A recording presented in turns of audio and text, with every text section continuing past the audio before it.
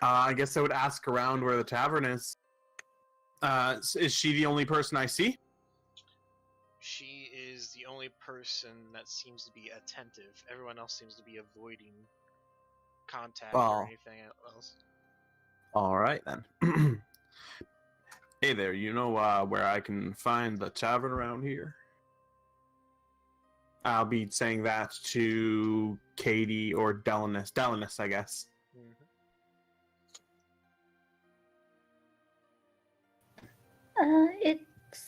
It's just to the west a bit. Did you just come into town? Yes, ma'am. Got ambushed by some of them Vistanti and knocked me out cold. Don't generally go down without a fight, but when I'm ambushed, not much you can do. Trying to press my luck here, maybe make some coin while I'm here. Zach, this whole time that we've been in this village, have we noticed anyone actually coming in, leaving the village? It seems like people more or less, civilian-wise, stay here because it's at least a little bit safer here than out in the woods and that. So, you guys, as far as you know, you outside of maybe the Vistani who travel throughout the area and you guys are the only ones willing to kind of leave the village.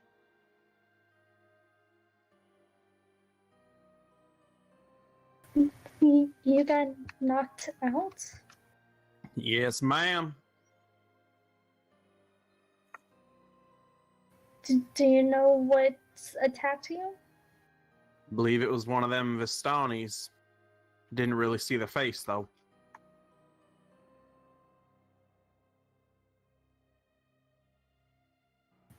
And we came to this village because of the Vistani. Yes, was that the whole thing, Zach? We went with them. You guys were at least brought in under nicer terms. You accompanied them under the guy. They told you that they wanted you to help break the curse of the land and help the lord of the area. And you guys, as you guys entered the fog, it seemed like the fog sapped your energy, and you guys fell asleep only to wake up much further outside of town. Vistani knocked you out? That's what I'm reckoning. Didn't see their face, but only thing that makes sense to me.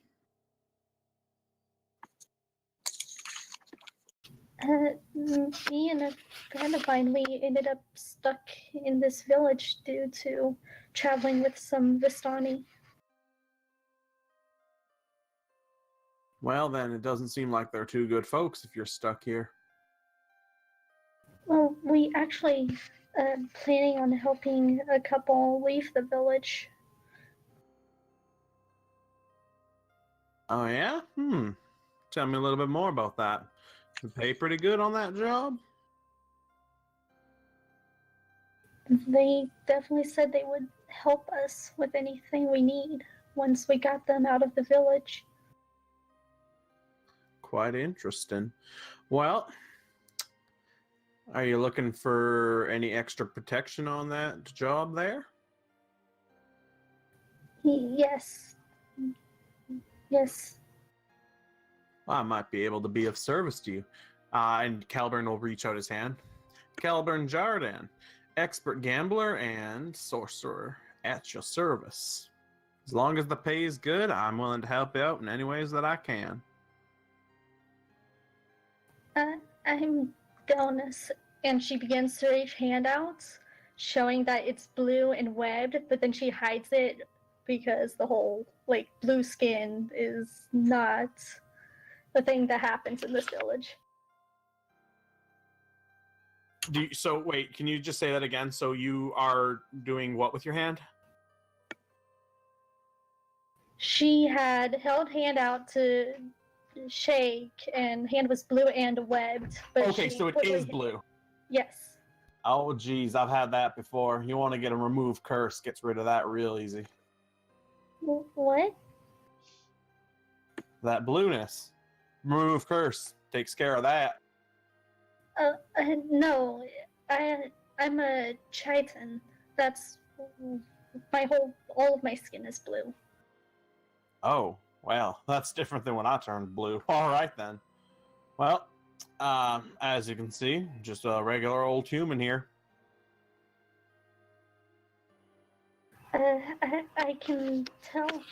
I was going to look see if could find anyone else to join and help. If you'd like to tag along. Certainly, ma'am. I suggest the tavern. It's generally where adventurers tend to hang out.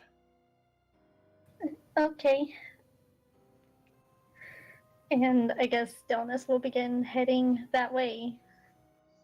Alrighty, so you guys Calvin will also follow, yeah. Alright, you both head down towards the tavern, and as you guys get to the tavern, you hear a commotion going on outside the tavern. As you guys kind of round the house corner, you notice that there is a small green creature on top of a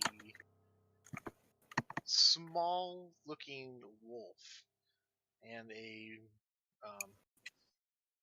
human man next to him, and you guys see as the goblin is arguing with the innkeepers about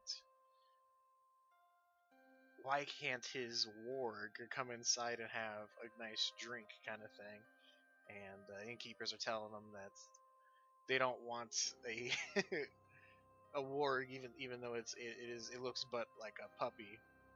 It's adorable. Entering into their tavern and possibly destroying their furniture and stuff like that, with a human man that seems generally calm and just kind of letting this more or less play out.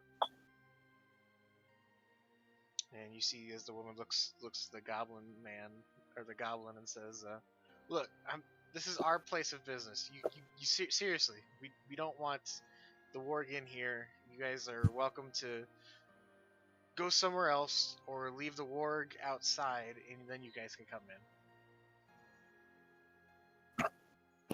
Lucy does not do well outside on her own. She has to come in with me. It's just this can't happen. You know, we don't have a lot of money as it is. We can't afford if your animal were to run a crisis. It's just not going to work. She is very well trained, I assure you. How dare you deny me my patronage? Well, we do own this place. We can deny whoever we please. Quinn, talk some sense into this woman. So business is good. Business is as good as it can be in this type of place. So you don't need any more business.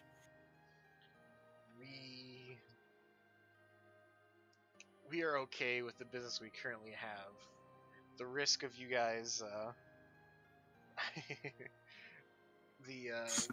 the risk of the furniture breaking would cause us to lose business and be more than what you guys are probably worth in patronage.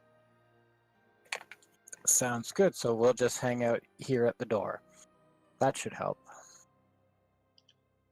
She just kind of stares at you guys and just goes back inside and shuts the door. Kelburn, you notice that the woman was who was saying that she owned the place did look like some of the Vistani dressed. Typical Vistani.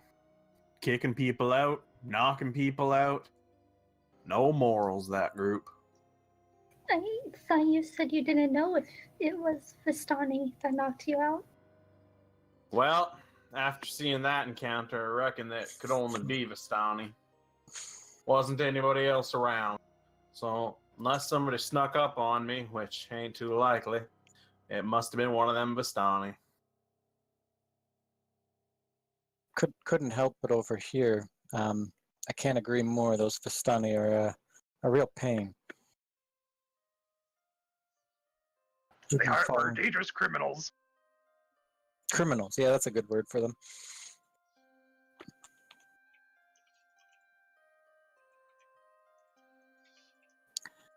You guys weren't planning on going in this place, were you? I don't think it's a very nice place. Might be not too nice, but we're looking for some pretty capable adventurers. We usually tend to hang out around taverns. Plus, you know what? Wouldn't be too bad getting some of that Vistani money. Oh, Vistani money. That's good money. How do we go about doing that? Just watch and learn. And I guess I will go into the bar. As you open up the door, you see the woman kind of sitting there by the door and kind of looks up and, you're not one of those two. Come in. I'm going to give her a charming smile and say, nah, I generally like to keep the riffraff outside. And I'm going to look around to see if anybody is gambling or if I can see if anybody would like to gamble. As you go inside, it is currently, there are 3 Vistani women there, a bartender, and maybe 2 people that are separated, and they seem to have a very depressed look about themselves. I'm going to approach one of the depressed guys and ask him if he wants a chance at brightening his day. He looks to you, and he just looks back at his cup. Simple game of chance, friend. 1 hand, 1 silver. You win, you get both silvers. I win, I get both silvers. You can see as the guy, he continues just to sip his drink, kind of staring off into space. The other guy kind of looks over to you and, I'm willing to gamble, but we play my game. What game's that? Come over here and I'll show you. I think you could show me from right there. I don't want it to be one of them cut your fingers off games. Nah. And you see as he pulls out a deck of cards and kind of starts shuffling. This is merely a card game. All right then. What are the back? Do the backs of the cards look like the back of my cards? Nah, these seem to be handmade. Oh, great. They don't seem, All right, then. they don't seem of very high quality. All right then. He goes as you get a little bit closer, kind of thing. The rest of you are currently outside waiting to see if anything is going to happen. He looks to you. So this is how it goes down. I give you 3 cards, and I get 3 cards, and whoever happens to have the high hand, after you add it all together, wins the pot. This is purely luck based. All right, but I want to be the one to cut. I want to be the one to deal. Of course. Never let the man who owns the cards do the dealing. Could be rigged. Learn that from my pa. That's quite understandable. So you go ahead and lay down how much you want to gamble. See, if it's more than I have, then of course we'll have to bring it down. But I'm willing to put in a gold piece. And he looks to you and you're starting off strong right off the bat, huh? And he puts up a gold piece. I'm pretty good at this. He's gonna let me do the dealing, though, correct? Yep. So basically, okay. What this game is each you will roll a D4, a D6, and a D8, and you will add those together. And yeah. He will do the same. Whoever rolls the highest gets the.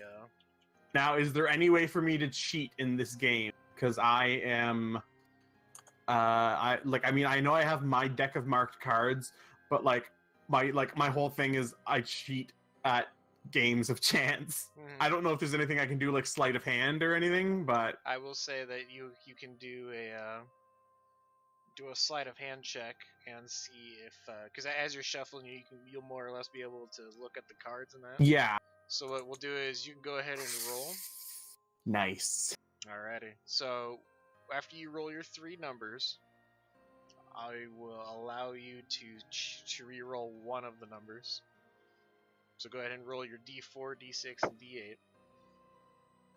Oh, give me a second.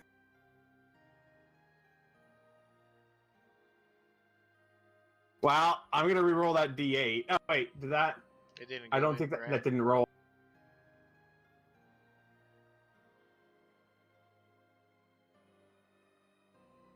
Ooh, that's a good hand. So let's see. What is? Did you roll a D4 or was that part? Yeah, of the the D4 first is one? 2. The D4 is the first one there. The 5, and then the 5 is a D8. So that's a All pretty right, good so hand. you got a 12. Let's see if he can beat you. Whew. Yep. So he looks to you and he slides his gold piece over. Well done. Thank you kindly. Any chance you know of any capable young adventurers around these parts? I don't think anyone has the gumption in order to adventure around these parts. Everything's deadly out there. Mm. Has the lady moved away from the door? Are you gonna open up the door and take a look? Well, I didn't know that the door got closed. Yeah, because when he went in, he shut the door behind him. Sure, I'll open the door and see. All right, are you gonna be sneaky about this, or are you just gonna blatantly open it and kind of just No, take no, a look? I'll be sneaky about this. Alrighty. Go ahead and roll a stealth check. Sure. Alrighty, so you go ahead and kind of open up the door just a little bit, and you see that the woman isn't currently looking at the door, but she's at a table nearby and is watching that gentleman that you saw walk up, watching them currently gamble. Okay. I'm gonna nod a yes nod to Gick, and then I'm going to try to slip into the room unnoticed. Alrighty. I'm gonna hop on the warg and kind of just patrol around the tavern, see if she can pick up the scent of the guy we're after.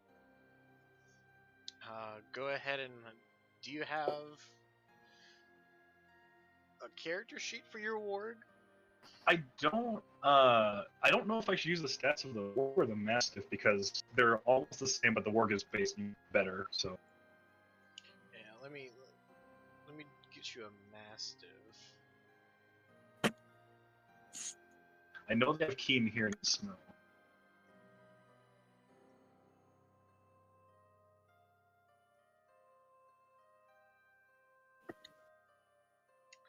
Alright, do you have a mastiff handout now that you can mess with? Yes, monsters. I see. All right, and just roll a perception for it. Yep. Alright, 19. As it's kind of sniffing, your warg seems to lead you all the way out of town, and it seems like they've left this town already. All right, I'll backtrack and I'll wait for Quinn at the entrance to the tavern. Alrighty. Katie, are you all these people that are just kind of left you, and are all two of them went into the tavern, and one is riding a warg around town, and then slowly came back and kind of chilling outside the tavern with you. Are they discriminating against you too because you're not human? Well, I am getting odd looks. These people here, no honor. They're terrible. I'm Donus. Gick. Hold out my clawed hand. She, seeing that he's not human, she would shake his hand. Yeah, this is a weird experience for you, Delmas. You've never met a goblin that wasn't trying to kill somebody, so this is new, and you're wondering if there's something wrong with this goblin mentally. Oh, I was like, this is Lucy. Lucy Shake. Kind of puts out the paw. You watch as the warg puts out her paw to try and pet you as the goblin's hanging onto the saddle. Hi, Lucy. And I guess Donus will hesitantly shake the paw of this puppy thing. Well, this is also a new situation for you because you've never met a warg that wasn't trying to kill somebody. Don't worry, she's only trained to track and kill. Okay. So what brings you to this village? Tracking a bad person to from the Vistani. Don't know what he looks like. That's Quinn's job.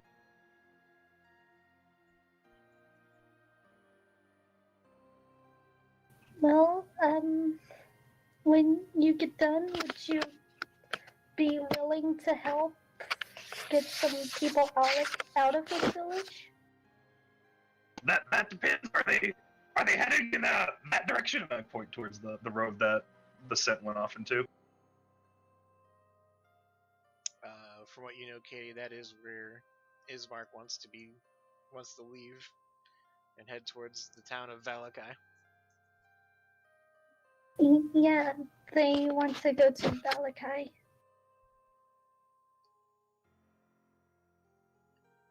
What's a Valaki? Is it a town? Is it a city? I think it's a town. Maybe? Zach? As far as you know, it is one of the few towns that is fortified and currently doing well against Strahd. It's a town that will keep them safe. If it's in the direction that we're looking, I could easily get Quinn to go. So yeah, we could do that. It's safer in a pack. Lucy taught me that one. Okay. Do you need help finding this Vistani? More help's always good, but I have the best tracker in the business with me. And I pet Lucy.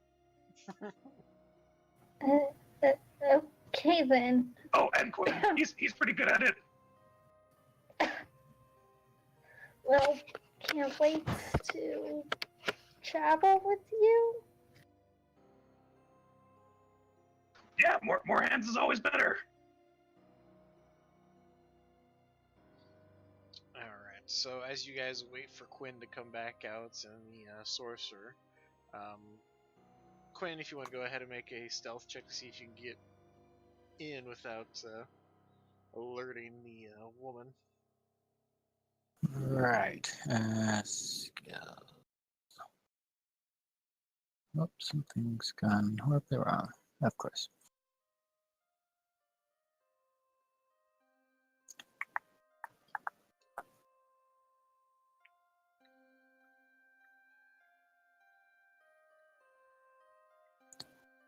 Sorry, I can't actually see that. I've screwed up my screen somehow. You rolled a 10 and a 9. All right, that doesn't sound very good. So as you go to get in and that, you try and sneak in, you notice that the woman looks over at you and... Is the little green one with you? No, he's, I left him behind. You know, just looking for a drink.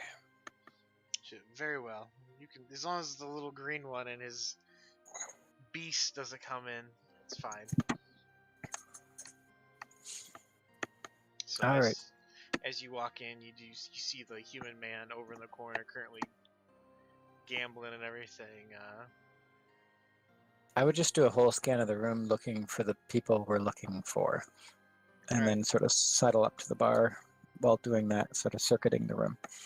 Sure, go ahead and roll a perception check. Kilburn, the man's looking at you and he's shuffling that and he puts down another gold piece. Another round. Yeah, sure thing. One more won't hurt. All right. Is he dealing this time? It looks like he is in fact dealing. All right. So he goes ahead and rolls. Ooh, you only gotta be at a 9 total. Ooh. Oof. Alright, he passes you another gold piece, and well, it looks like the cards aren't with me today. Little luck's usually in my favor. Thank you kindly. I'm sure if I stop by these parts again, I'll be Sure, I'll look you up. Name's Kelburn. He shakes your hand. Frank. Pleasure doing business with you, Frank. Pleasure. And I will, I guess, head back outside. All right. As you head outside, you notice one of the men, the calm-looking man, is there at the bar. He seems to be kind of looking around and everything. And as you head out to the front door, unless you want to sit there with him.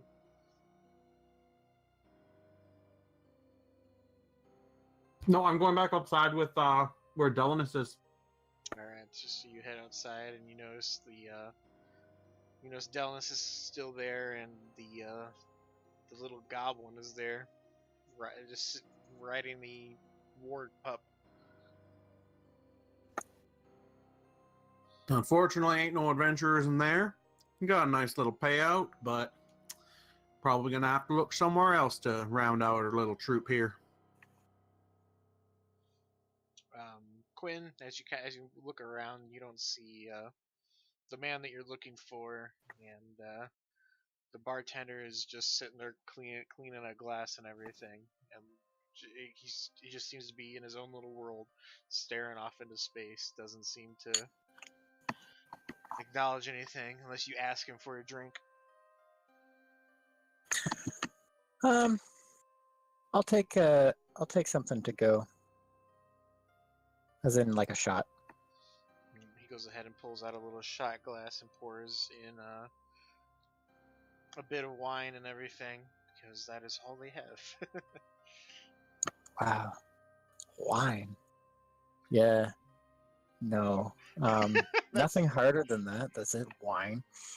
The woman, you see that the tavern owner kind of walks over and, well, if you want some of the really good stuff, I could maybe pull something out that will really get you riled up.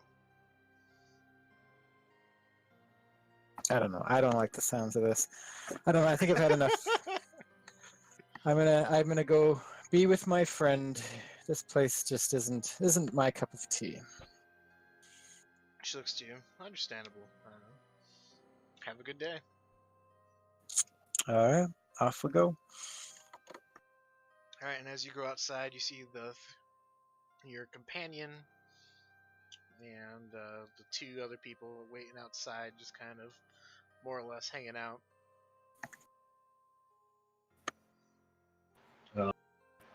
Quinn, we've caught the trail. He left south out of the city. Town, whatever this crap hole is. Crap hole is exactly right. Yeah. All right. Should we follow? Yes, this kind lady says she'll accompany us. Perfect. More followers, the better. Well, actually, I'm just helping a couple get out of this village, and it's on the way. The town they want to go to is on the way, so that's Okay. No, that makes sense. A mutual protection on the road. This place doesn't seem like a nice place. Does it ever get It's sunny not. around here? When does the sun come out? Delnus, since you've been here, you have not seen the sun. You've been trapped in this area for about 5 days or so now, and not a lick of sunlight has hit these lands that you know of. Well, I've only been in this village 5 days now, but I haven't seen the sun at all. What? She said she's only been in this place for 5 days and she hasn't seen any sun. This is truly a terrible place. Yeah, let's leave it. Time is all for of that. essence. I'm all for that. I think we got to pick up our traveling companions first, but after that, I think we're good to go. I'll lead the way then. And I'll begin walking back to the house. Alrighty. So you guys are led to the mayor's house, and you watch as Delnus knocks on the door, and you hear a man's voice from the other side, and who is it? It's Donus. And you hear as the door unlocks, and there you see a man dressed in decent clothes. I see. You see as he looks back at all the people. I see you found quite a lot of people. He sees the goblin.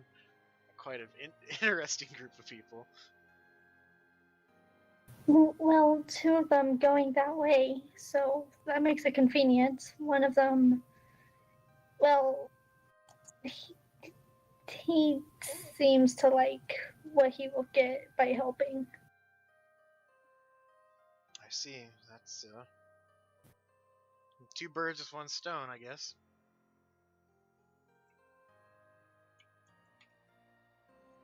As he welcomes all of you guys inside. Do we leave soon? Our prey escapes us as we wait. You see, looks to you, and we can leave right away. Let me just go get my sister and the other gentleman, and we'll. He kind of points to a row of backpacks by the front door. I mean, we're ready. We're all packed and ready to go. So you guys go ahead and pack up, get all your stuff together. You guys watch as you guys see an elven man, kind of distant stare as he kind of comes around the corner and that, and he doesn't seem to pay anybody any mind, and just gives you all a nod. Quinn and Gick? Yep. Alright, you guys can go ahead and describe your guys' self. You can also describe Lucy if she's got anything special on her. That way people can kind of get a picture in their mind whenever you do something or look at you. They have an idea of what they're seeing. So Quinn, if you want to go first.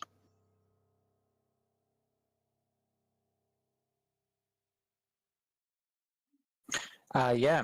So he's a sort of short, sort of bulky, large, dark-skinned guy with lots of tattoos and a bald head, no real eyebrows. The tattoos that you can see kind of coming out on his neck and even a bit on his head and his arms and his hands are all kind of flames, but not like red, more like green and black tattoos of flames kind of twirling around each other. Mostly wearing black and leather and sort of darkish clothes, but nothing crazy.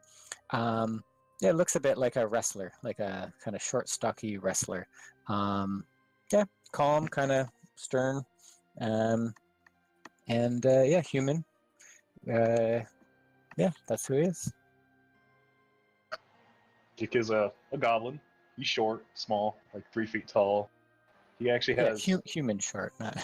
yeah. I'm goblin, just so basically normal. He's got brown tan skin, sharp teeth.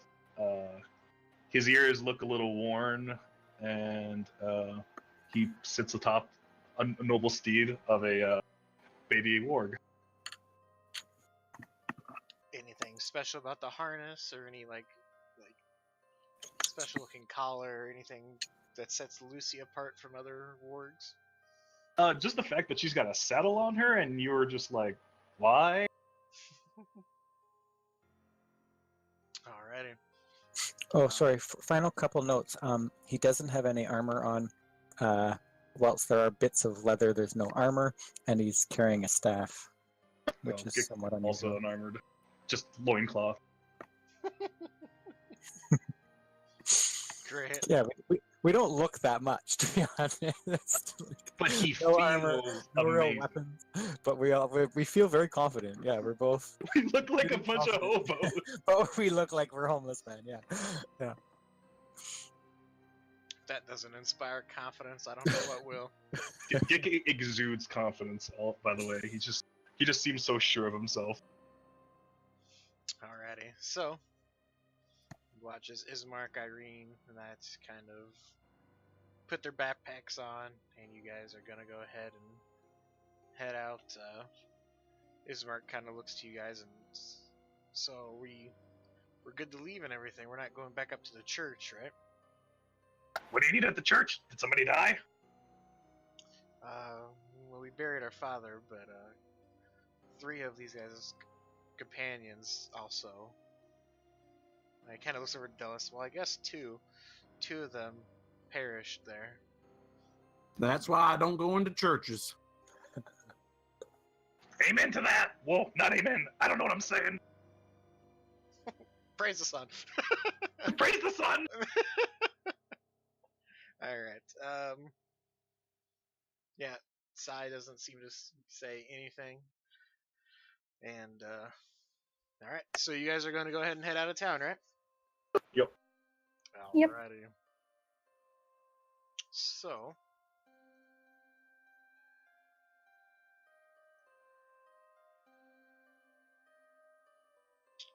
Let this map load. Alright. You guys are over here. And you guys are going all the way over towards this place. Should probably pull out the pink thing. There we go.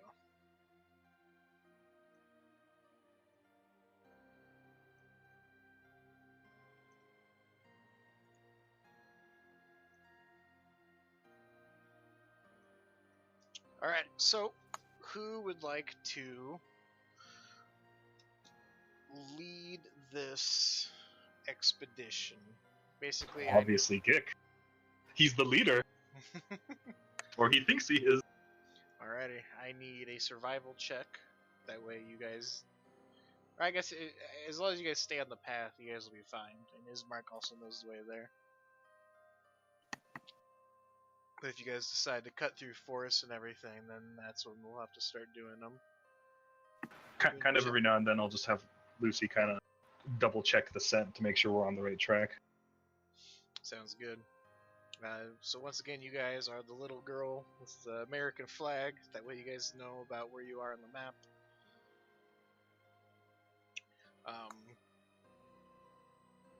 You guys get to here, and I need somebody to roll me a d20.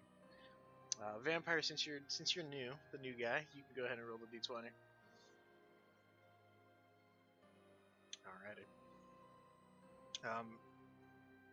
As you get to about here, and about, I'd say, 2 hours, maybe a little bit more time travel on that, you get to a fork in the road, and at the fork, you guys notice a couple of bodies that are hanged from a tree.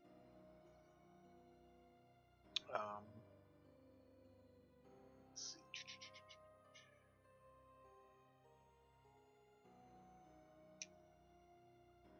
Where is my... There it is. Nope, that's not it.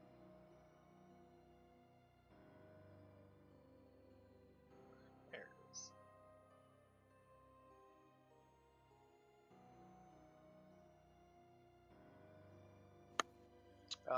Alright, so, as you guys get to this point, you guys hear a creaking noise behind you coming from the gallows.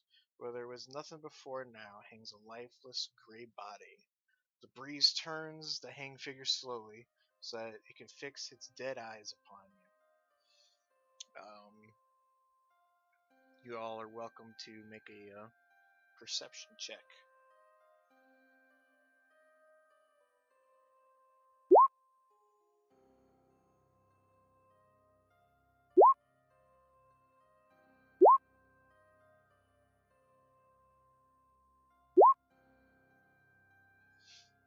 Alrighty. Um, as you all look at this, you guys notice that the body has the very same features and looks exactly like Sai, your ranger friend.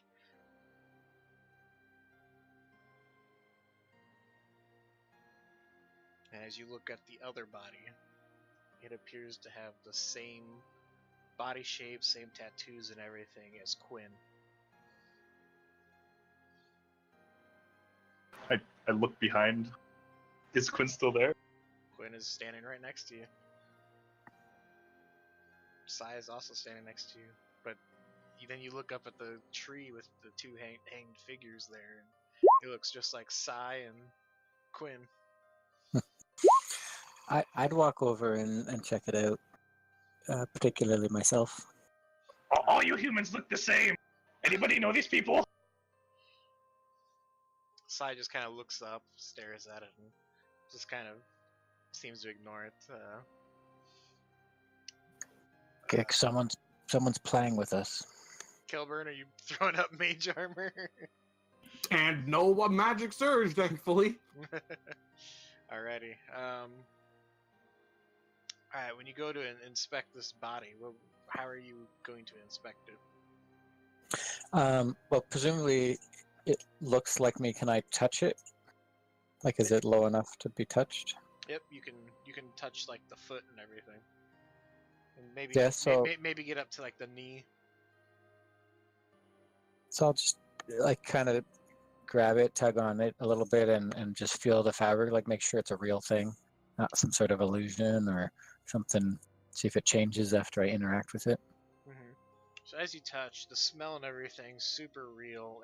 Everything seems real, but as soon as you touch it, you notice that it starts melting away into mud, and it just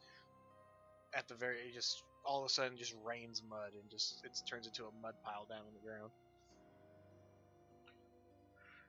All right, I'll nod and walk back to Gick. Humans are weird, huh? I don't know. Someone's playing with us. I don't like it.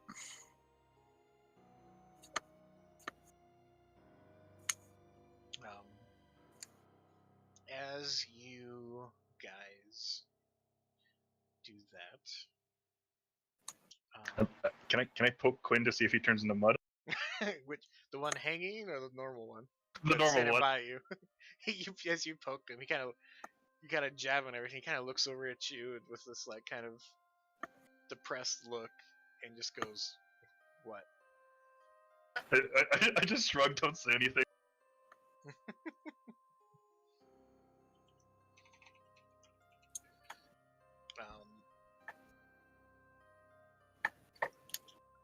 As you guys are kind of confused by what is going on,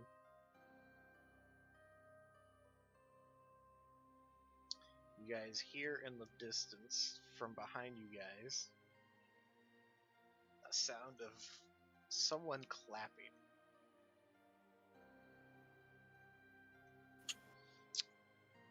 Do you all turn and look? Yes. Yeah. Alright, let me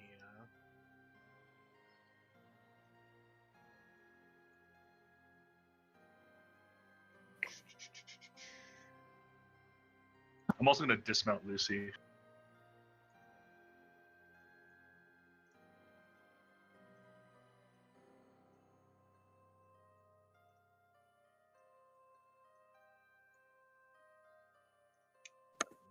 you guys to this one.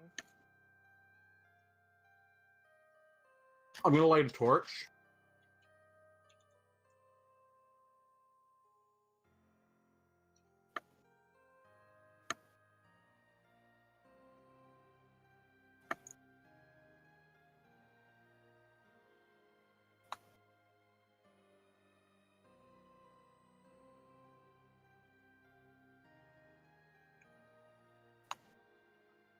And you So- guys, right behind you guys, see a well-dressed man and very, very noble-looking clothes, very fine, stuff. Looks to be in peak condition, and a black carriage behind him. No one noticed this. No one heard it pull up or anything. But there he is, literally 10 feet from Kelburn, 15 feet from the rest of you guys, and he's there clapping. Welcome to my lands. I'm very, very pleased for you all to be out and about. You guys see Irina and Ismark draw their weapons, and that's him. That's the Dark Lord of these lands. That's Strahd himself.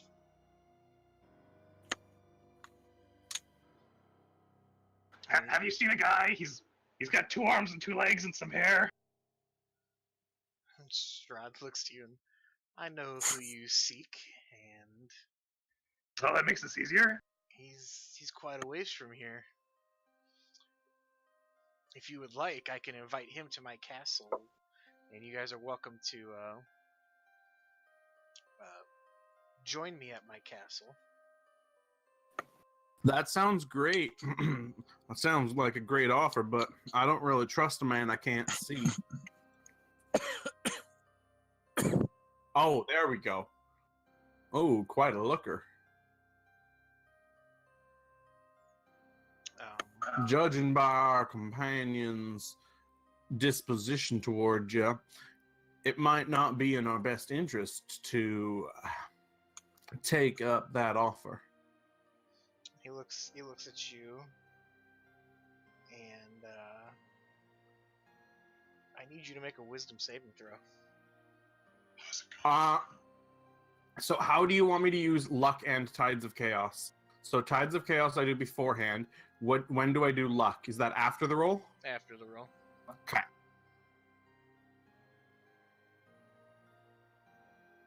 So I will Tides of Chaos. Sure.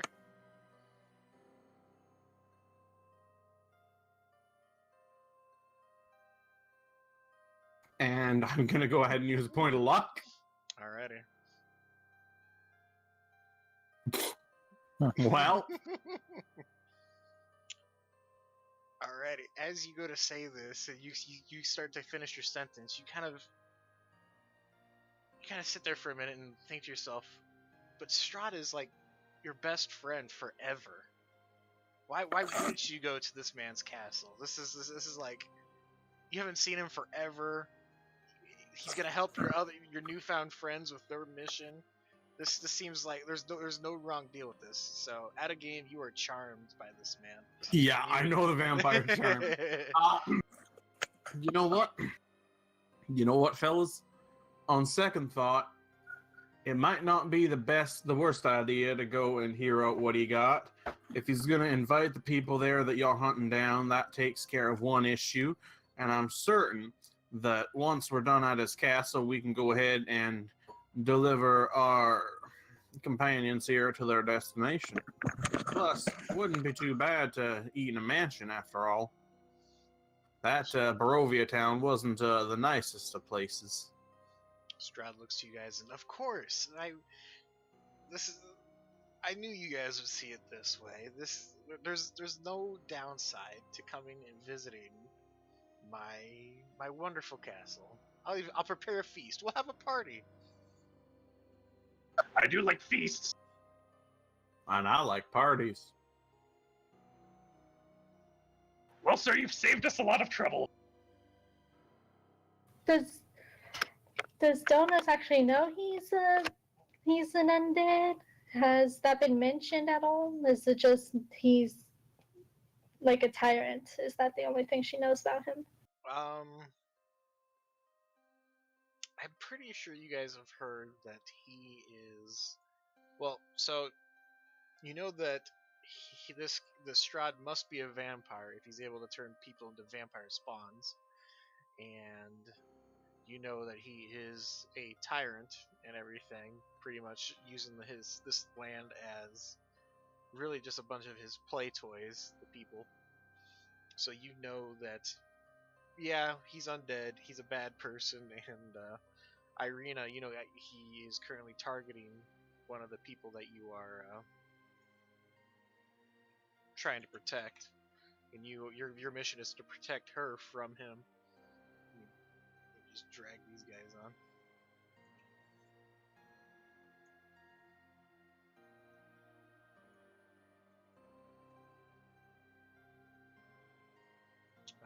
You hear from behind you, Irene says, "No, don't. If we go to his castle, we'll never be able to leave." How is Lucy reacting to him? Is she like hostile or? Towards Strahd. Yeah. So it's weird. You see, when Strahd isn't looking in your direction, Lucy growls and everything.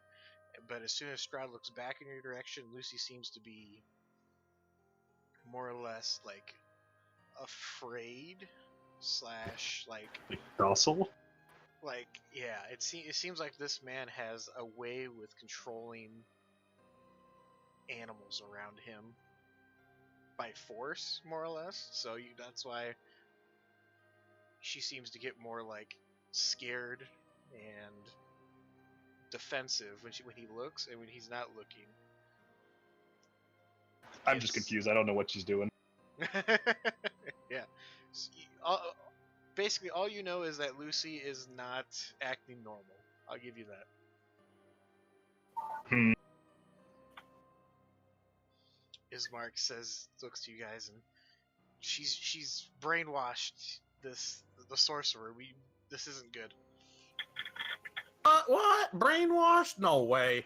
My brain's much too strong to be washed like that. I just think it's a real good idea. Look, we're gonna get a feast, we're gonna get a party, and we're gonna get the guys that they want, and then we can just go there. Seems like a win-win for me. I'm all for it, but I'm only half of this two-man group, so I have to confer with my partner here. Albert is is just sitting there completely brain dead since Albert had to go and deal with his kid. Katie, you feel as Irina grabs onto your shoulders and everything, kind of whispers into your ear, "The sorcerer has been turned. It's the vampire's charm. If we don't somehow get him to go away, I fear we all be charmed and taken to the castle." Okay, with that, Donus is going to pull out a holy symbol. See if he fails somehow. Let's see.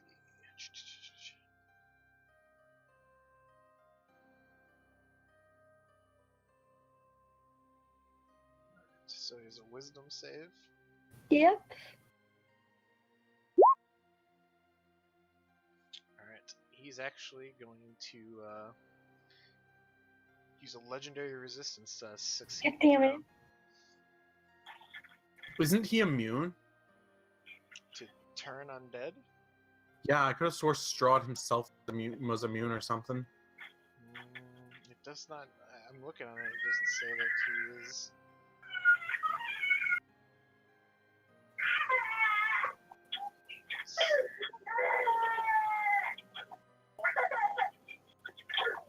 Yeah, he's not immune to it.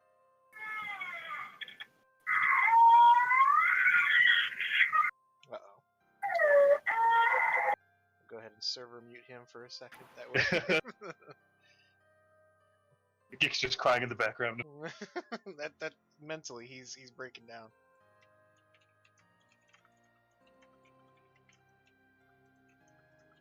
I mean, I think we should go. Sounds like a plan to me. You watch as Strahd kind of looks. You guys see a burst of energy come from Delnus, and Strahd just kind of closes his eyes and then looks back. Well, that wasn't very nice. After everything that I've done to offer a feast and everything, even help you guys out on your journey. This man is offering us some good hospitality. What's the harm in going to his castle and checking it out? What's the worst that could happen? He seems Kelburn? like a real upstanding folk. Kelburn, you are. Let's see. You are. How should I put this? You are honestly hurt that someone would dare try and harm Strahd. Kind of almost upset to a point. Delnus, please.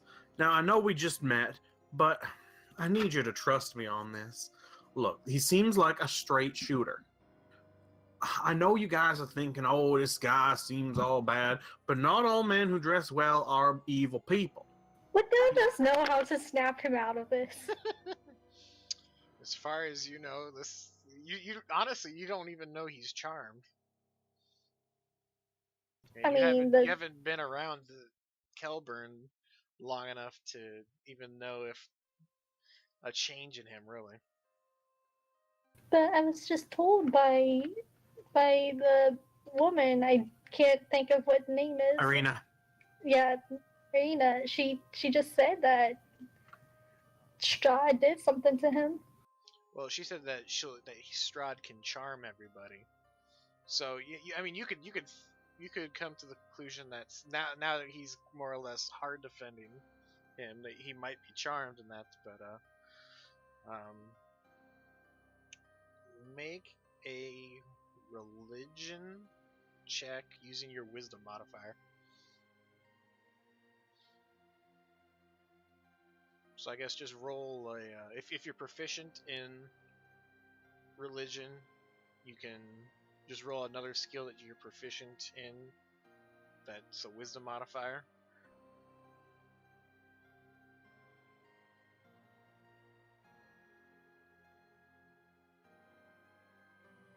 If you're not proficient in an 18, you know that if you have the Luster Restoration spell, you think that will probably work.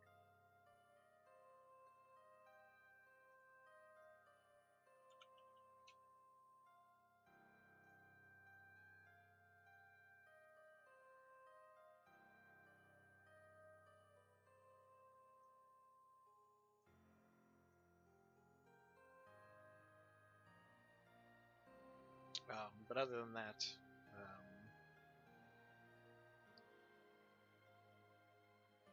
don't know if it could be a time thing. You just have to kind of wait it out. Casting that on him. See if that helps. Is there any save for that, or does it just happen? One willing, so. I don't know. Would Kelburn be willing right now? So you're not necessarily hostile with anybody, kind of thing. It's more along the lines of if the group was to attack Strahd, then you would do everything you could to try and stop the fight between the two, but you would ultimately take Strahd's side kind of thing. So like if a fight were to break out, you would try to immobilize the party. So you're not, because it doesn't turn these guys against you. So yeah, I mean, if you were okay with it and you didn't, I would say Kelburn probably wouldn't be, just because he had just seen her try and take what you explained to be a hostile action against Strahd, and he is so hurt that he wouldn't really know what Delnus is trying to do to him. So he probably wouldn't be considered willing right now because of that. Alrighty, so Delnus, you go to reach out, but he seems to like step away. So you still have the spell and everything, but it seems like he is more or less afraid of what you're gonna possibly do to him, since he doesn't know the spell himself. No, this will help. Please let me cast this spell on you. Delnus, now I trust you. I just met you, but like I said, I trust you. But I just don't feel right. This man is offering us such hospitality, and it's just such a rare thing to have. You know, When I was growing up, we never had stuff like this. Half the time I had to eat dirt soup. I'm sure that Gick can relate. Dirt soup is indeed not very good.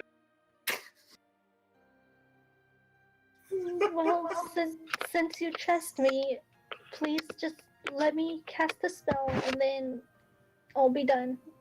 Okay? I'm trusting you, Delmas. I'm trusting you.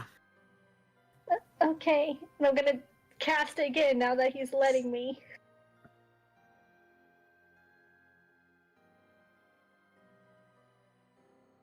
All right, how do I feel now? All right. So as you touch him, Kelburn, you feel you go from this neutral standpoint all the way back towards like, all right, this is your party. You don't know this man, and you do know that this man charmed you. Okay, so I do know he charmed me. You do know that whatever you were feeling was because of a magical influence. I wouldn't say you know that he charmed you, but you were magically influenced. That's a dirty trick there. That's the kind of thing my pa used to have me pull on people. Strahd looks to you. I don't know if we can trust you no more now. I was all willing to go along with it before that, but you went and just broke my trust there, buddy. So I don't think I want to go to that castle no more. Funny part is, had you not done that magic mumbo jumbo, I probably would have been willing to go along. He looks to you, and I see your point, but I needed a more vocal person of the party to persuade the others, and I had to target more of the persuasive of the bunch. You seem to be a talker, as some would say. I think it is fine that you are no longer charmed in that, but my offer still stands that you guys come and visit me at my castle. And you guys see as he pulls out a letter and everything, and he flicks it over towards you guys. He flicks it towards Kelburn, and it kind of lands at his feet. And he proceeds to look at you guys, and well, I am going to go get the feast prepared and everything. Please make your way up to my castle and that. I will be waiting. And you see, for the first time, you see this charming man get a very intimidating look in his face as he looks to all of you and says, "And I hate to be kept waiting." As he goes back to his black carriage, drawn by two black stallions. He gives you guys a wave, and you watch as the carriage goes down the left path of the forked road. Wait, which way is your house? Ismark looks over to you, and we are not going to his castle. We'd be No, prisoners there. we will be going to this town. Crap! I forgot to ask him where the guy was. It's alright. Hey, thanks for that, by the way. Sometimes magic can be a very fickle thing. Never know when it happens to you. Thanks for, just thanks. Thanks for trusting me.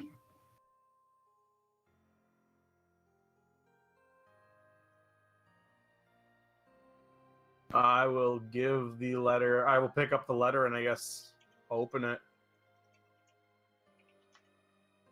Alright, as you open it up and everything, it is as it says, or as he kind of more or less told you guys that you guys are invited to Castle Ravenloft, where Strahd will be holding a party and a feast for all those that are now, how should I say,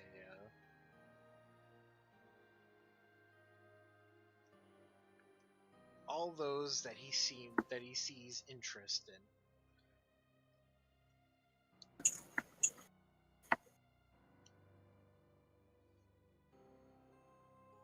So I'll move you guys back over to this map.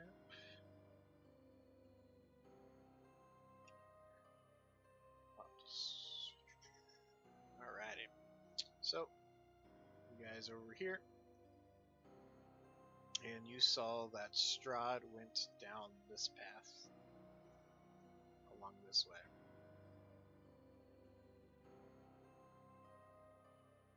Which way does the scent go? It also goes the same way Strahd went. Alrighty then.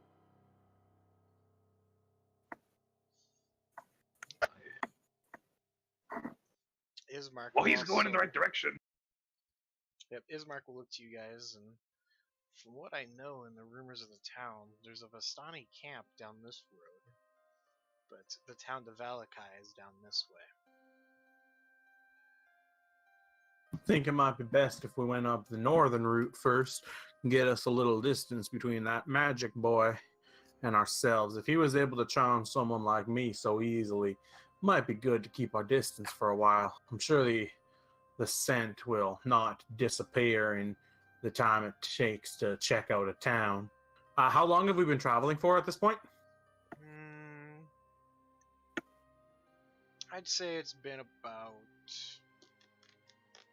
3 or 4 hours or so. Okay, and what time did we leave? Let's see. It was the beginning of the day, so I'll say it's probably about 1 o'clock in the afternoon.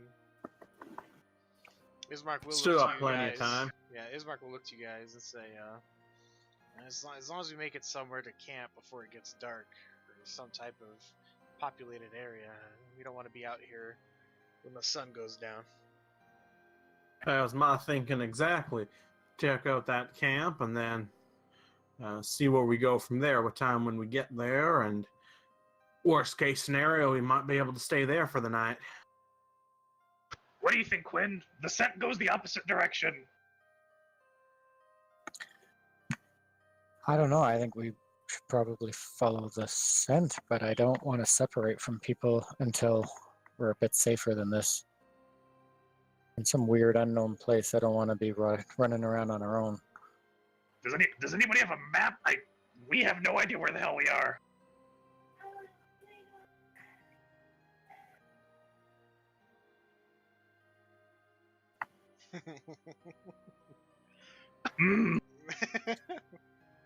I think Martin had a map on him. You guys are traveling and you have no idea where you're going? I thought the siblings trust- had a map. Like, they knew which way to go. I trust Delness. Ismark looks at you guys. Well, I mean, I don't have a map, but I know how to get to the next town. What's to this road? And I point you to the left. Well, it's quite a ways, but eventually it'll lead us to the town of Valaki. Then there's no reason not to take this road. Yeah. And then the north road, there's a... So I would say Valaki is about...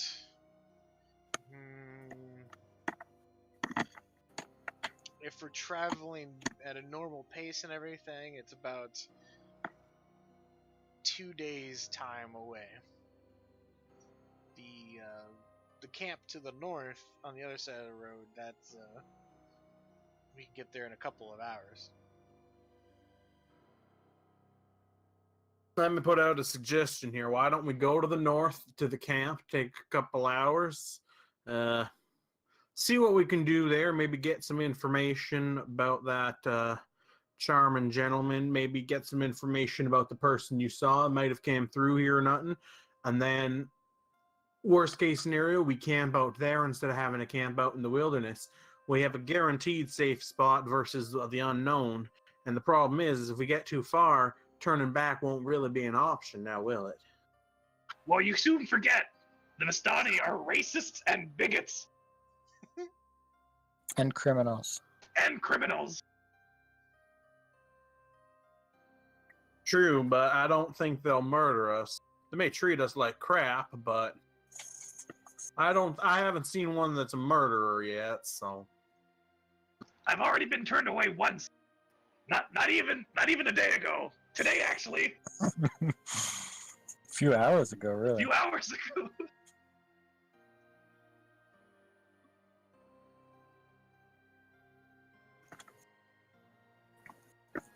I don't know. I feel like Delnus, you're the deciding vote here. I'm for sticking together, but at the same time, I kind of prefer to go down this other road. What do the siblings think about this? If you ask, they look to you and say, we're willing to go whichever way you guys want to go, as long as we are protected. And I just warn that if we're out and about during the nighttime, the less desirable creatures, that's when they're more active. Well, let's go to the camp then. All right, but if we get to the road and the scent is gone, we're gonna have to backtrack.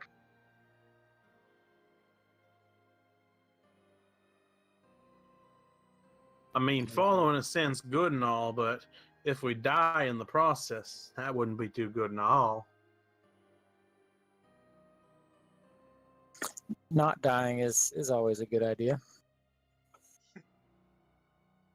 So, which path are you guys going to take? I guess we head towards the Vistani. Alrighty then. So you guys travel for another probably 2 hours or so, and you guys eventually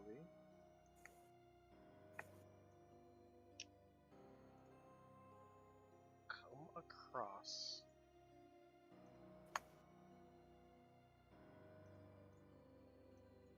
a town.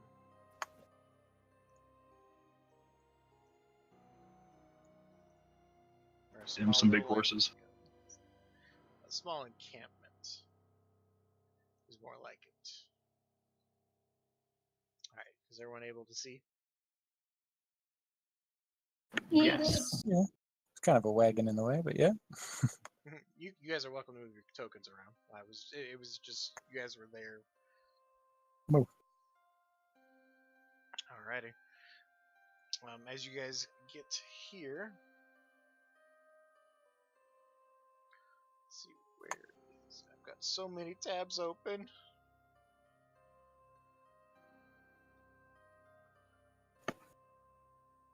There it is. Alright.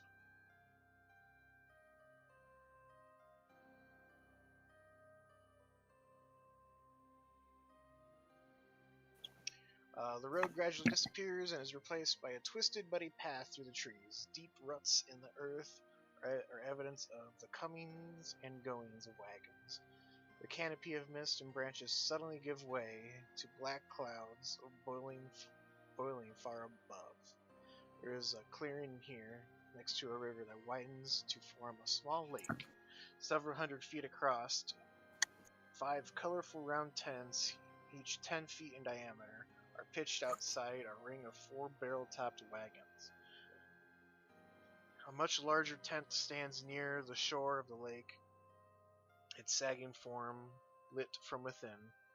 Near this tent, 8 unbridled horses drink from the river. The mournful strains of an accordion clash with the singing of several brightly clad figures around bonfire. A footpath continues beyond this encampment, meandering north between the river and the forest's edge.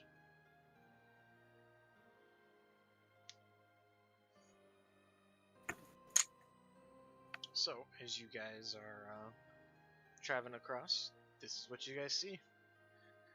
You see a bunch of people dancing around the fire, a couple others drinking and smoking whatever it is that they have in their pipes.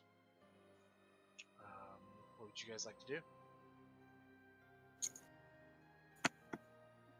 Well, I think we got to approach this much more subtly than we did in the past.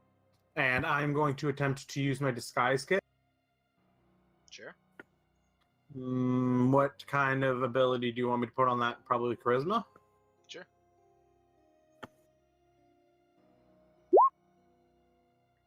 So I'm attempting to disguise as one of them. Do you have? I guess in your disguise kit you have some like different colors, fabrics, and everything. So you're just trying to put on different colors onto yourself. I'm just trying to make myself look not like myself and closer to like these guys as possible. Alrighty. So you put a bunch of colorful colors on and everything, and you kind of try and match as much as you can of them. It's not perfect, but it's pretty good. Have I heard these people talk before? I would say yeah. They seem to be they seem to have a normal common accent. It's a Barovian accent, but it's nothing like crazy or anything. Okay, I'm going to attempt to imitate that. Alright. Hello, my friends and I are very travelers from the road, and I was hoping that very much we could be joining the camp for the night. We had a long travel. It's very, very dangerous out there. Many things lurk in the dark. I pick up these travelers on the road. They seem to be good people. Would we be staying for a night, is possible, please? Yes? They look to you and they all look at you. Why are you so serious? You come join the party. Oh, no, don't worry about me. Yes, I had a very, very disturbing encounter recently with someone they call Strahd. He, not the nicest of fellows to me. Yes, the party. Joining party would be very much helping to get rid of the nerves. Companions, perhaps joining party would be very good, yes? Who are you? What happened to the other guy?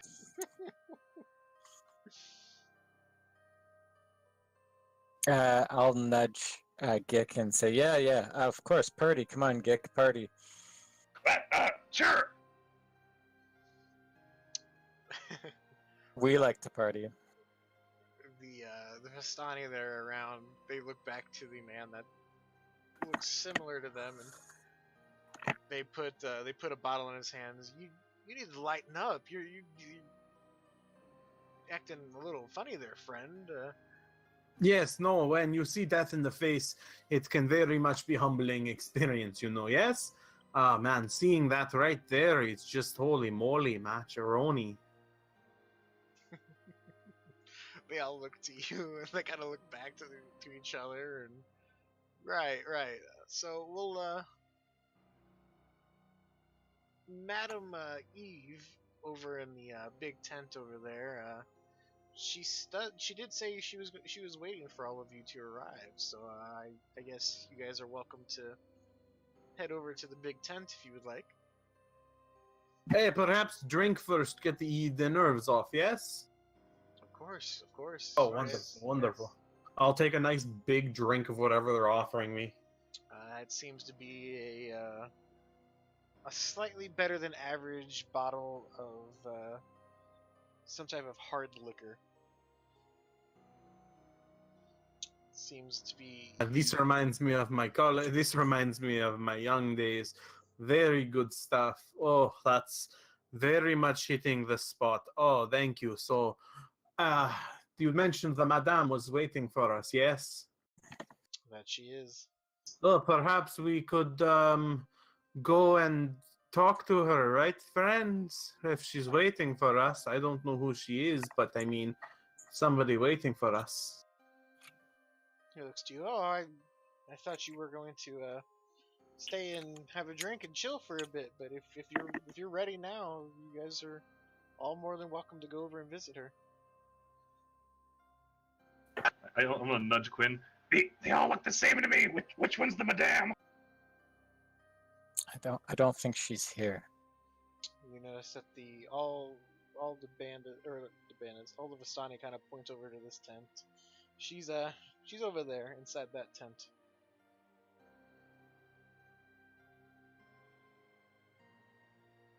So, Gik, I think she's over there in that tent. Okay. Kind of just, I guess, ride up on towards it. I'll follow him All right, behind him. You guys watch as Sai goes over and sits next to this wagon and just kind of stares into the fire a bit. Katie, what would you like to do? Donis is probably confused because she thought the whole plan was to keep going to get to the town and like all of them just leaving. So she has no idea what to do. Wasn't the plan to come here? Okay, I thought you guys wanted to rest. I thought this was like the fastest way to go to get to the town. I think they said it takes like 2 days. Yeah, you guys will have to backtrack and go back to the fork and take the other path in order to get to Valaki. Unless you guys want to travel through the woods and cut through the woods to the town, or to the road. But, for now... If we don't have a map, we wouldn't know this.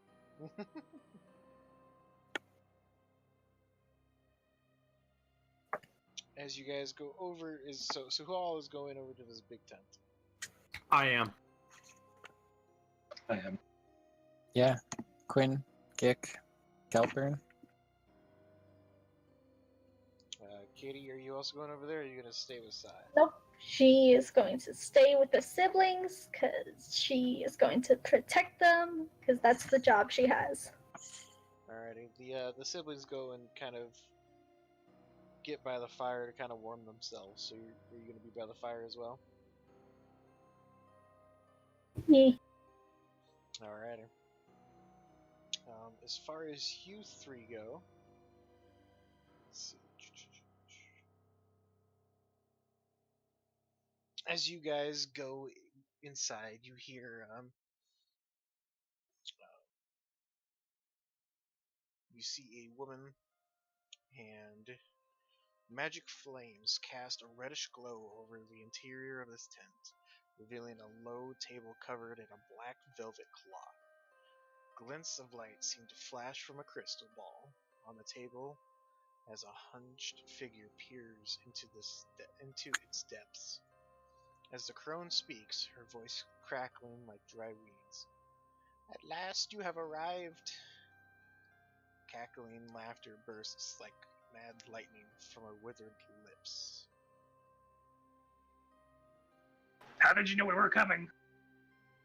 I have seen this in the crystal ball. I can help you guys on your journey. We're looking for a man. He kind of looks like... And I just point at either Quinn or Kelburn. She looks to you and... I know of who it is that you speak of. But there are greater dangers in the world.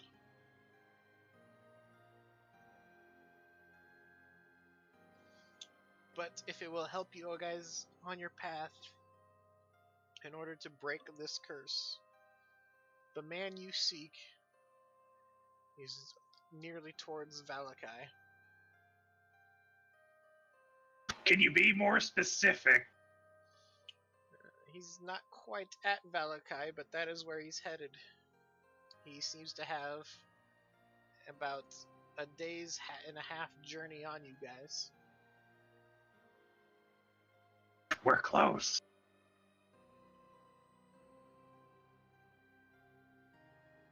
She goes ahead and pulls out a deck of cards. They seem to be not necessarily tarot cards, but a custom set. And she...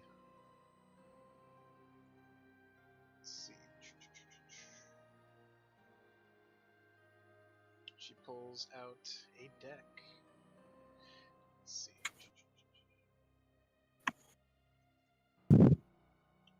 shuffle the deck a couple times. Are you gonna go over to the thing? The Huwaba? Isn't there a card reading screen for it to be easier for you for positioning? Because doesn't the positioning matter? It does indeed. It's just I'm just gonna draw an order, and Oh, okay. that'll tell what you guys do. So, Also, can you write these down for us in the notes or something? yep. Once the Okay. once the session is over, I'll be sure to set some stuff up for you guys. So, we'll start with this one.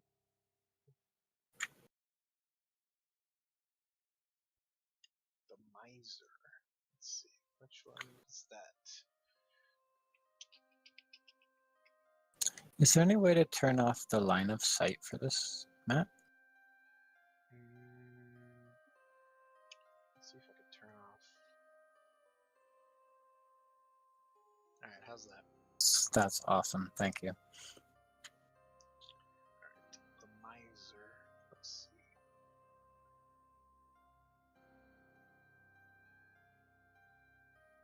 I just realized I could zoom out on them like those are some big horses. There are some big horses. Yeah, that's what my Monday group said. They're like, these are some fucking demon horses. So she pulls out the first card, and it is the card of the Miser. So for the first treasure, she looks to you and says, in order to find... She looks to you. This card tells of history. Knowledge of the ancient will help you better understand your enemy. In order to find this knowledge, look for a fortress inside a fortress and a place hidden behind fire. You can't put a fortress in a fortress, that's dumb!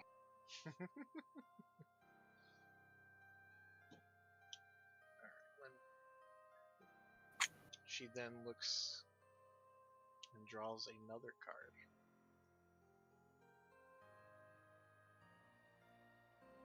The Rogue.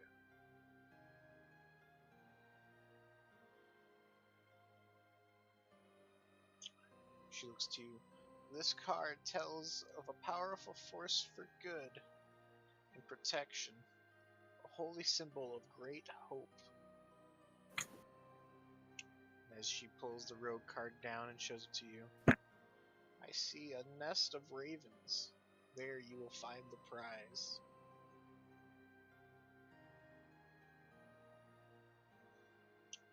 She pulls another card.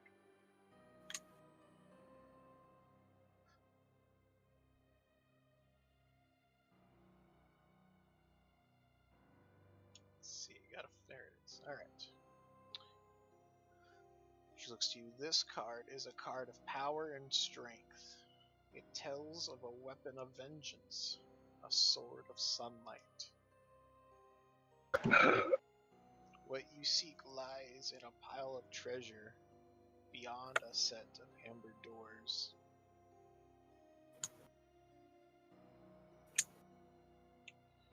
Alright.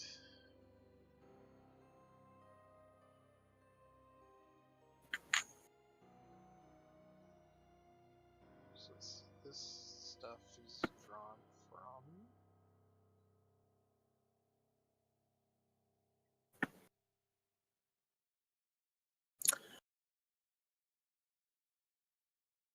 Alright, this stuff is drawn from the hide deck. Let's pull that open. Shuffle. So funny story. My Monday group, I did this for them. Took a lot longer, but I didn't shuffle the cards. They were all in order. It caused them to get the worst possible stuff. Nice. So there was no NPC to help them, and they did not know where Strahd was in the castle. But I made sure to shuffle for you guys. So let's hope it goes better. Wait, so are all these things inside his castle? The first three are different things that you have to go and find in the world. They are items. They will help you defeat Strahd. This one is, this will be the NPC that is supposed to help you guys defeat Strahd, and will help inspire you guys. Let's cut up this guy's jib. So let's see. This is the executioner.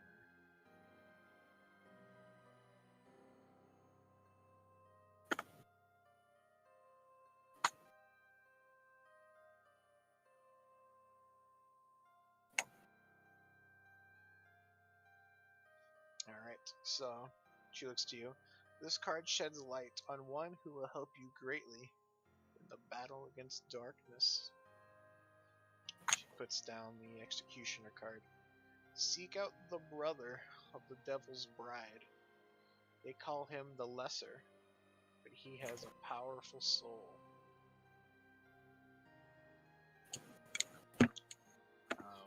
If Delnus was there, that would be very good information to have. Whoops. I'm doing my job. Okay, Gick is taking awesome notes. Kick is taking no notes. Quinn is taking awesome notes. Kick's writing down Gick is like meaningless stuff. writing the Yeah. words down in Lucy's fur. Gick isn't writing anything down, he's just thinking. He heard Sunlight Sword and his mind is gone. Gick is drawing pictures of Lucy with the sword. Yes.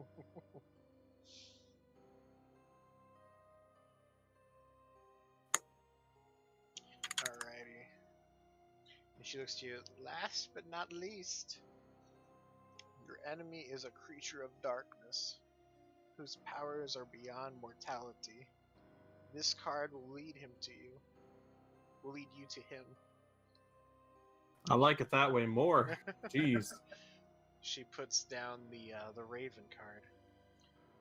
Find the leader of the feathered ones who live among the vines. Though old, he has one more fight left in him.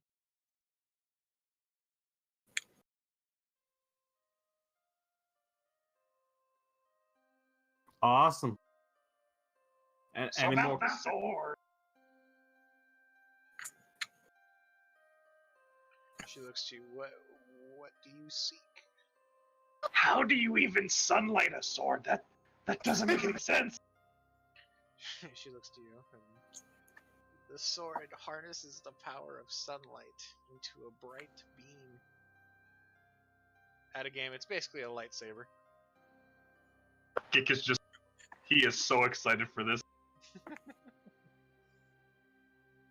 She thinks for a moment. I believe it's a long sword? Ooh, that's a bad feeling for you, little buddy. I think I'm proficient in long swords. You are a proficient. goblin, though. That's only for heavy weapons. Yeah, luckily it's not a great sword.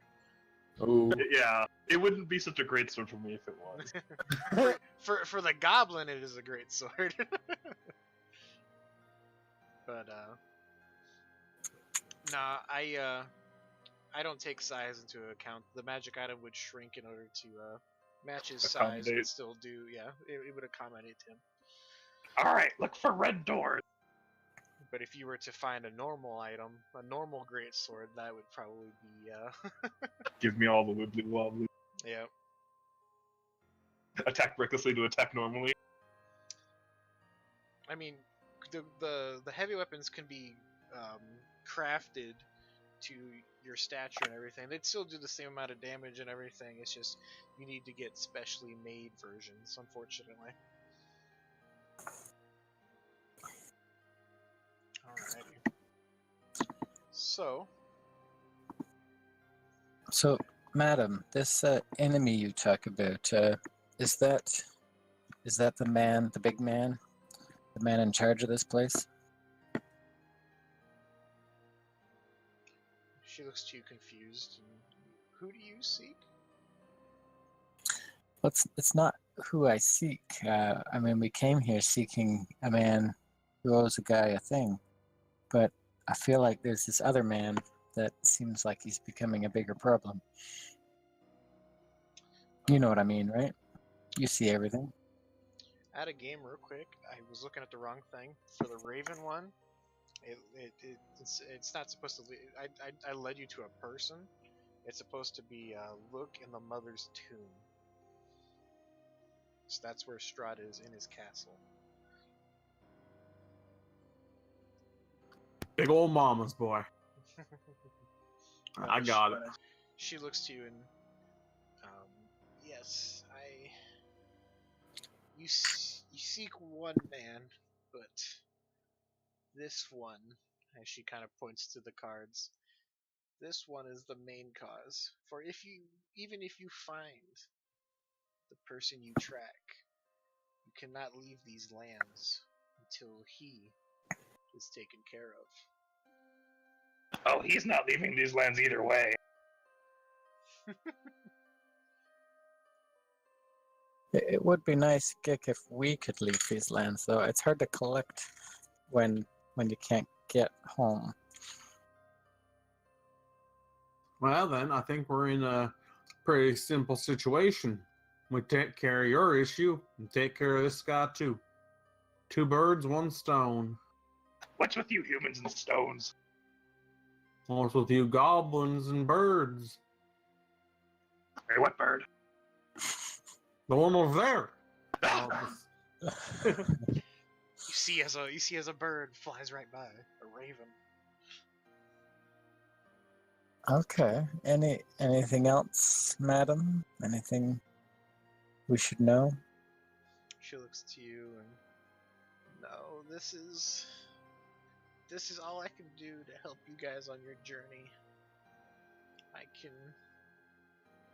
maybe offer a little bit more help. Is there anything you guys need? I'm gonna be perfect. I could really do with some scrolls and mage armor. Other than that, gold to make scrolls and mage armor.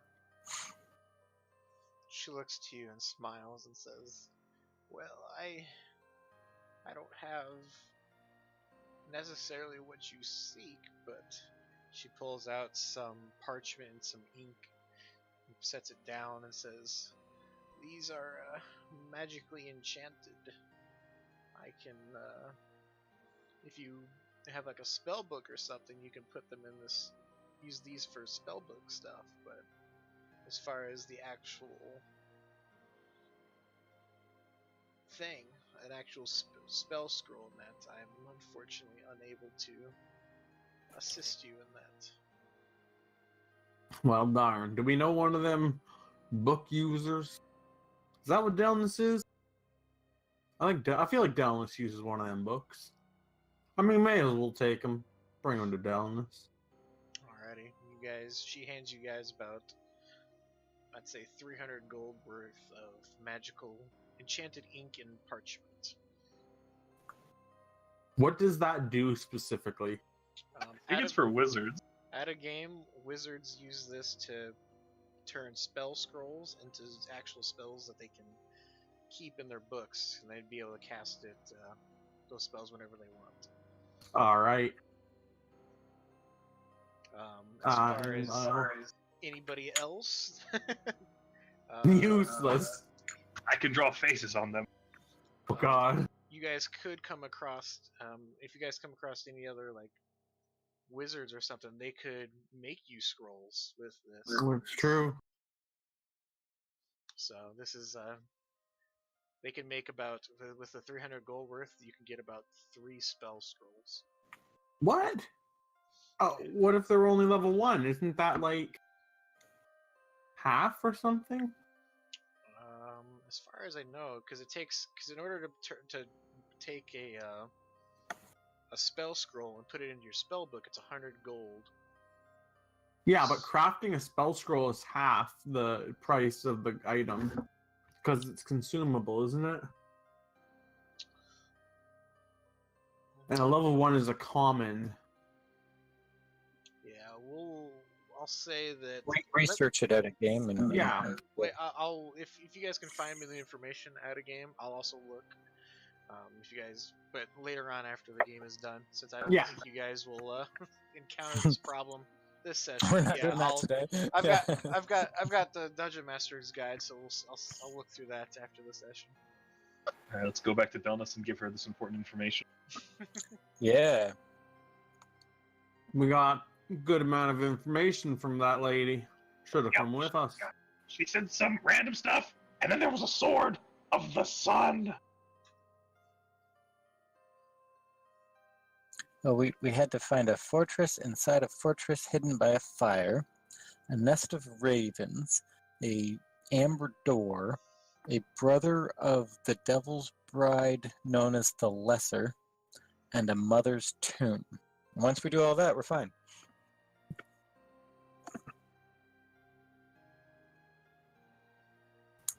That doesn't make any sense, but okay. Maybe I said it wrong. It's a sword, and it has the power of the sun. Katie, make an intelligence check.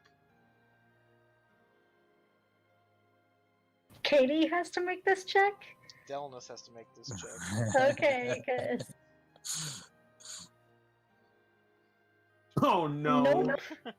Alrighty, never mind. Are they in earshot with us? The two Definitely not hiding it or anything. Just saying it out loud. No, like I'm wondering if our companions are. the brother and the sister. Yep. They seem to be by the fire, and that if you want to call them over, you can. You can talk to them. What do you guys think? Well, it feels like this charming fella that you keep referring to seems like a bit of a problem, but it doesn't seem like it's going to be all that easy to take him out. I agree with that. Perhaps the brother and sister lived here a long time, from what I reckon, right? Might have some information about some of these locations and people. Have you seen any red doors? Yes.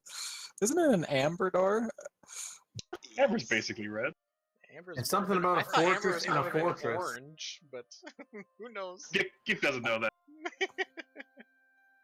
Yeah, let's call over the twins there and I need see if to- they got any information on any of this stuff. Alrighty, so you call them over, and Ms. Mark and Irene look to you, and so what can we do for you? Says Ms. Mark. Well, we got some fortunes from the lady in that tent there, and we were just wondering if any of the locations or anything sprung out to you. And you guys have lived in this parts of the world a lot longer than us, and just thought if any of this stuff stood out to you, it might definitely help us in the long run. I believe that one of them was something about a fortress in a fortress within a fire.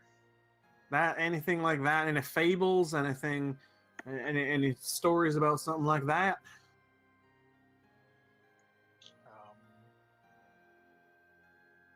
Let's see.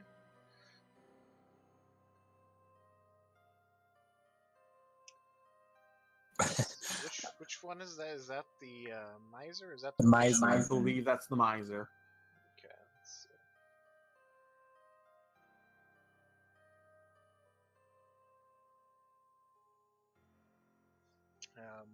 Ismark thinks for a second, and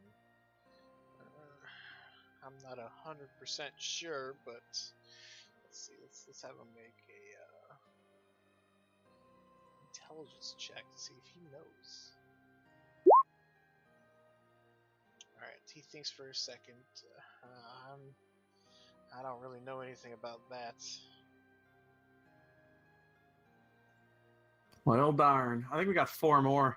Oh man, I wasn't really paying too much attention. Do you guys remember what some of the others were there? I think something to do with birds. A nest of ravens. A nest of ravens. That have a prize. Something about holy symbols and nests of ravens. Force for good. Since you mentioned holy symbols, can I do like a religion check? See if I know anything about gods alighting to ravens? Sure. Go ahead and roll a religion check. All right. As you know,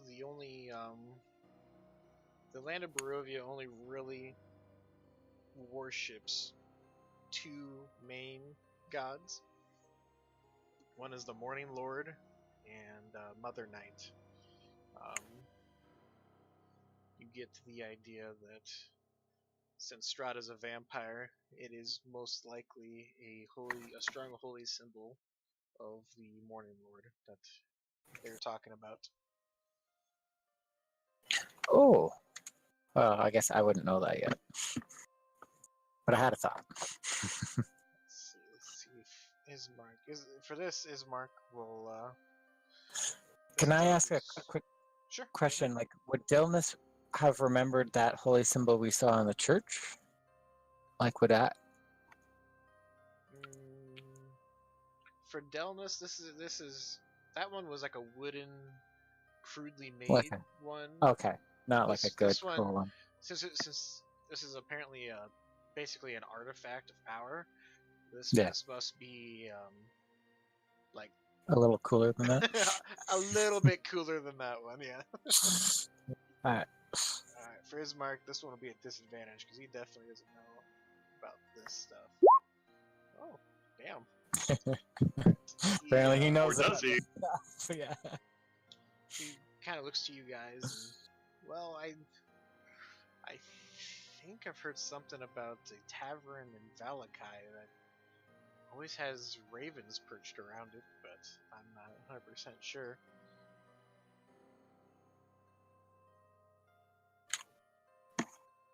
Valaki, that's where we're going now, correct? Aye. Might be worth checking out when we arrive there then. I think we had, what, 3 more fortunes? Yeah, Gick's on the next one. He's got all over it. Yeah, red doors. And, Unless anybody corrects him, he's gonna think it's red. and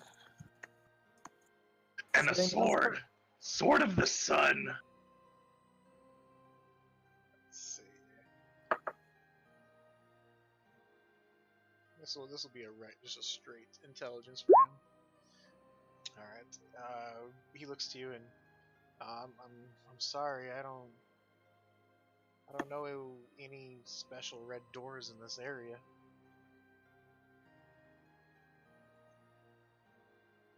Unless you have any more information to go off of. There 2 doors. He looks to you and I definitely, if I don't know of a singular red door. I don't know. But do you red know of doors. 2? No, not. They come together as a set. He looks to you and gets a worried look, like, "Oh my God, this guy's protecting me." All right, I think the next one had to do with the brother of the bride of the man. Somebody known as the Lesser is going to be very, very useful in this journey. He has one good fight left in him, or something like that. It's obviously a cousin. Maybe it might be a cousin. Anyway, basically the brother of the bride of the monster or something like that. Somebody known as the Lesser is going to be a very good ally in this fight. Irina gets a worried look and looks to her brother. The brother sees the look and kind of sighs. Back in the village of Barovia, I was known as the Lesser. Wow, look at that, everyone. We got one of these fortunes out of the way. I am also known as the Lesser. That's for other reasons, I would assume.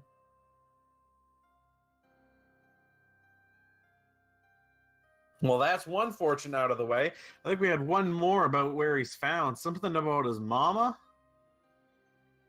He looks to you and, well, in Castle Ravenhof, they have a family tomb, so... So he's in his mama's tomb. I think that's called a womb. Oh, maybe.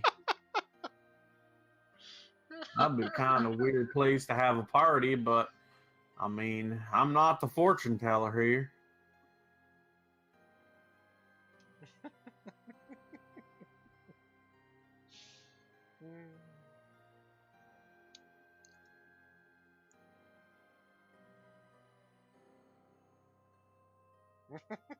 Well, that's out of the way then, I guess. What time of day is it? So it was 1 when you guys left from the fork of the road. It took you about 2 hours, so it's probably like 3 in the afternoon now. What are y'all thinking? We could probably continue on for another, at least 6 hours, I think. I think they mentioned something, your guy's like, what, a day and a half ahead? He'll have to rest, but if we get at least a couple more hours in, even at a good pace, we could maybe get a little closer. Oh, we know where he's going now. He can't escape us. Isn't that right, Lucy? She kind of you can see how she's wagging her tail, all excited. Yeah, we know where he's going, but is that where he's staying is the real question. We've got to send. He won't get away. I thought the whole think you will be point able to get about 5 hours before it gets dark. Quit I moving thought the my whole point of cards! coming up here was to stay here. Yeah, if we want to stay here the night, that's all down by me. Alright, someone's got to die. Keep moving my cards. It's a ghost.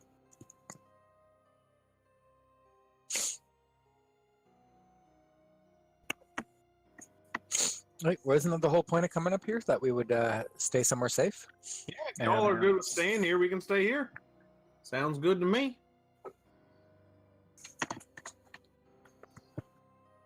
Wait, where'd that other guy go? What other guy? You guys look over and you see He had a funny accent. Yeah, where did that guy go? As you look, the guy is he's still there before you, but he went to the accent of the guy that was traveling with you before. Yeah. Well, Wait, once I got we could stay. I think he's got multiple personalities. No, let's not discriminate. I'm surprised with your intelligence. You know what that is. I think he's possessed. There we go. That's more along the lines. Alrighty, so you guys are welcome to stay. You guys can travel about 5 hours and try and set up camp or find a safe place to set up camp, at least. Should we buy some horses? And by I mean, yeah, buy. What do you need a horse for? Well, not all of us have dogs to ride on. Lucy's not a dog. She's family. Not all of us have family to ride on. Oh god. You make it sound dirty.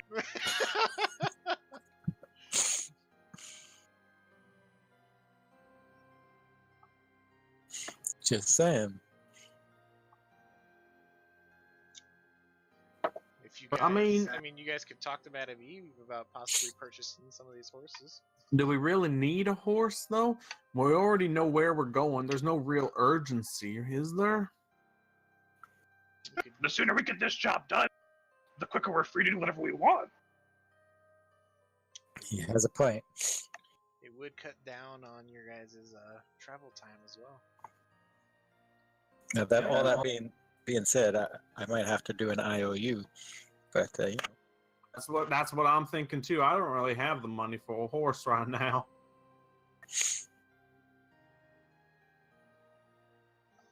Well, do we know how much they cost?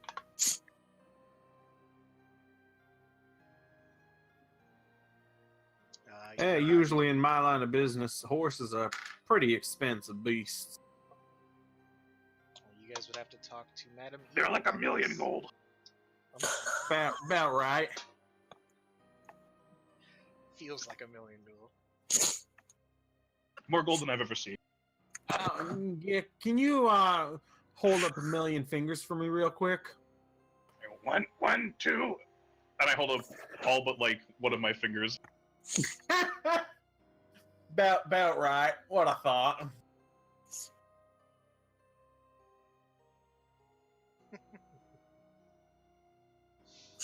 All right. I actually don't know how many fingers do goblins have. 10. Depends how many you blew off Yeah, that's true. from accidents. Some of you guys have some nice things, don't you? Well, Martin had Martin had some really Martin nice. had all of the loot. You guys would be able to buy all the horses if you had his loot. Alas, we'll never see it again. Technically, the listen. one who knows is Delnus and Sai. Yep. Yep. Um, All right. No horses then. I mean, well, I'll ask somebody. Hey, well, the buddy. one guy, he got paper, so we just need to ask for horses. That's Yeah, true. I yeah. did get some papers. Wait, when did you Yes. get here? Not you, the other guy. Oh, I don't know what you're talking about. It's the same guy, Gick. Like squint at him. Oh man, I gotta go to the washroom. And I'm gonna go behind the thing and switch into the other disguise just to mess with Gick at this point. all right, go ahead and roll your disguise kit to see how well you can that. Are you just going back to your regular clothes, or are you going into another disguise?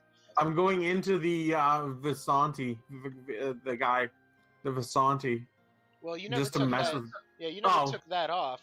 You're currently in Vistani mode. Okay, Humans Fine. look all the same to Gig. yeah, I'm just gonna kind of get out of sight of Gick and come back. Oh, hello, dear friend. Yes, it's very nice to have been seeing you again. I had business to be attending to. Very nice to be making your acquaintance. We've already met once. My friend doesn't believe that you got paper. Paper? I don't know what this means, paper. It's like the stuff you wipe your butt with. Oh, I understand what you mean. You like butt paper. I get it. Yeah, that old lady gave it to you. Oh, okay. I'm gonna walk over here and see if she's still there. Oh, if he's walking away, I'm gonna fucking change. I'm gonna get in a different disguise. All right, are you Just to going mess into with him. something brand new, or? Yeah, just something just to mess with him. All right, go ahead and roll your Fake, disguise fake kit again. mustache. What outfit are you changing into? Let me You go ahead and think for a minute. So you go back and Yeah, look give me- at Madame Eve, Gick, and she's there. She seems to be looking into her crystal ball, and she looks up to you, and I sense that you have a question from me, or for me. My companions do not possess a noble steed such as I. They require assistance. We noticed you have a lot of horses. You gave that one guy paper. Can I have a horse? She looks to you for a minute and thinks to herself, how many would you require? I hold up all of my fingers with one. That many. She looks to you and sees that are you still writing Lucy? Yes. She looks and I could part with 4 horses. How many are these? Are those? And I hold up my hand. She says, she looks at you. Well, you're asking for 10. She holds up 4 fingers. This is how many you need. She I holds don't up know 4 if that's fingers. enough. She holds up 4 fingers, and I think that's enough. I'll walk back to Quinn and stuff, and I'll be like, Okay. She said we could have this many. How many of us are there? Like twice this much, right? I'll be disguised as like a pirate this time around. The brother and sister have their own horses or their own cart or something. Well, so you guys could double up, kind of thing. Okay.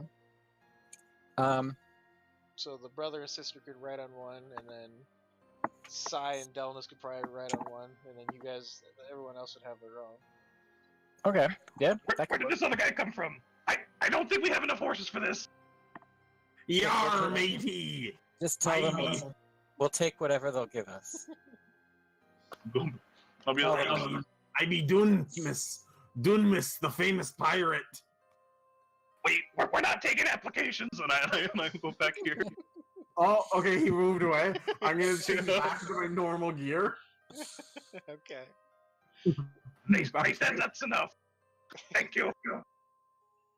All right. She looks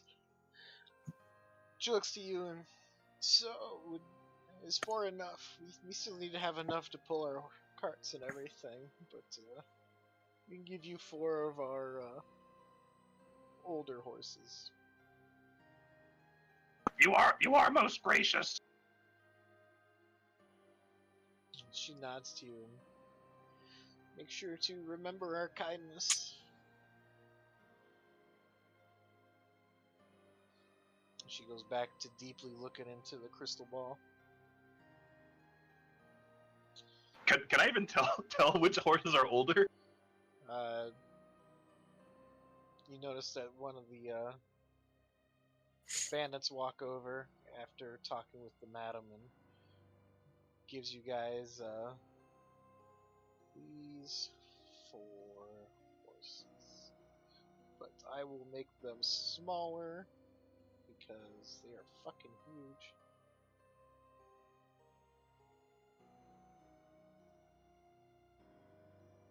Sequin, you don't like me making the deals, but I just got 4 horses.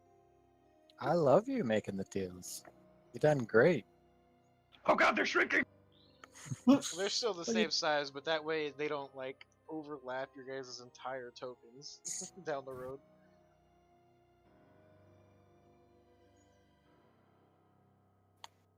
All right, these are some horses. Do we know how to ride horses? Hey, if we got horses, we could just head out right now, can't we? I would say it's not necessarily hard to ride horses, but we'll Like s- fighting from horses is yeah, a problem. Yeah, fighting from horses, no, but unless you have the combat mount feat or whatever that is. It's like mounted combat or something like Yeah. that. All right, we're not staying here. We're gonna go. I mean, if we got horses now, why not?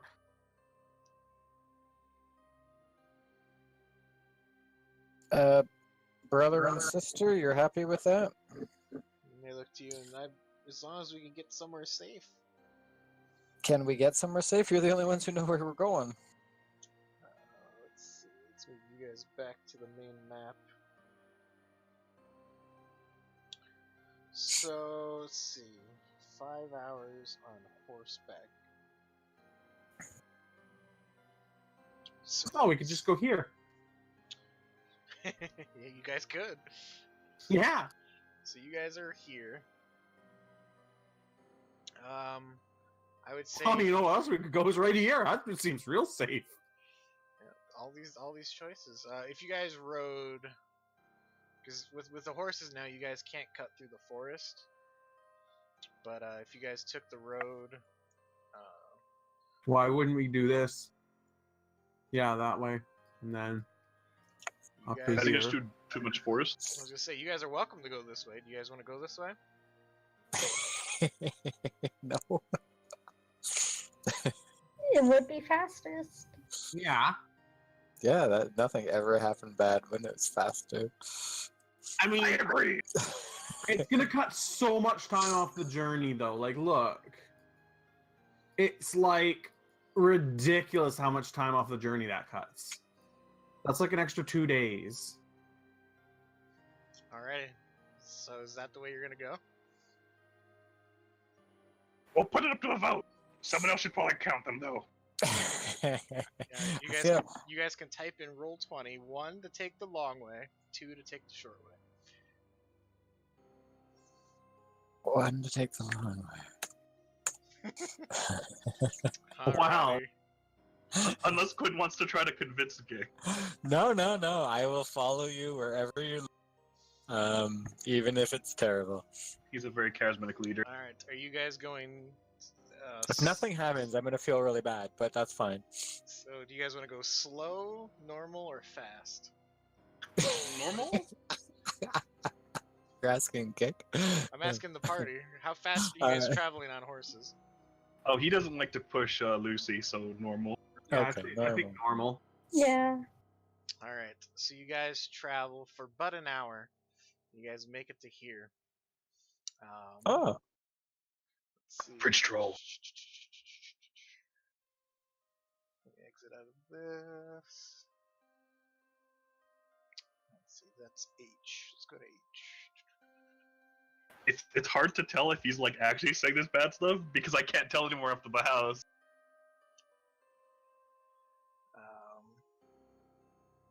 You follow the river to the base of a canyon, at the far end of which a great waterfall spills into a pool, billowing forth clouds of cold mist.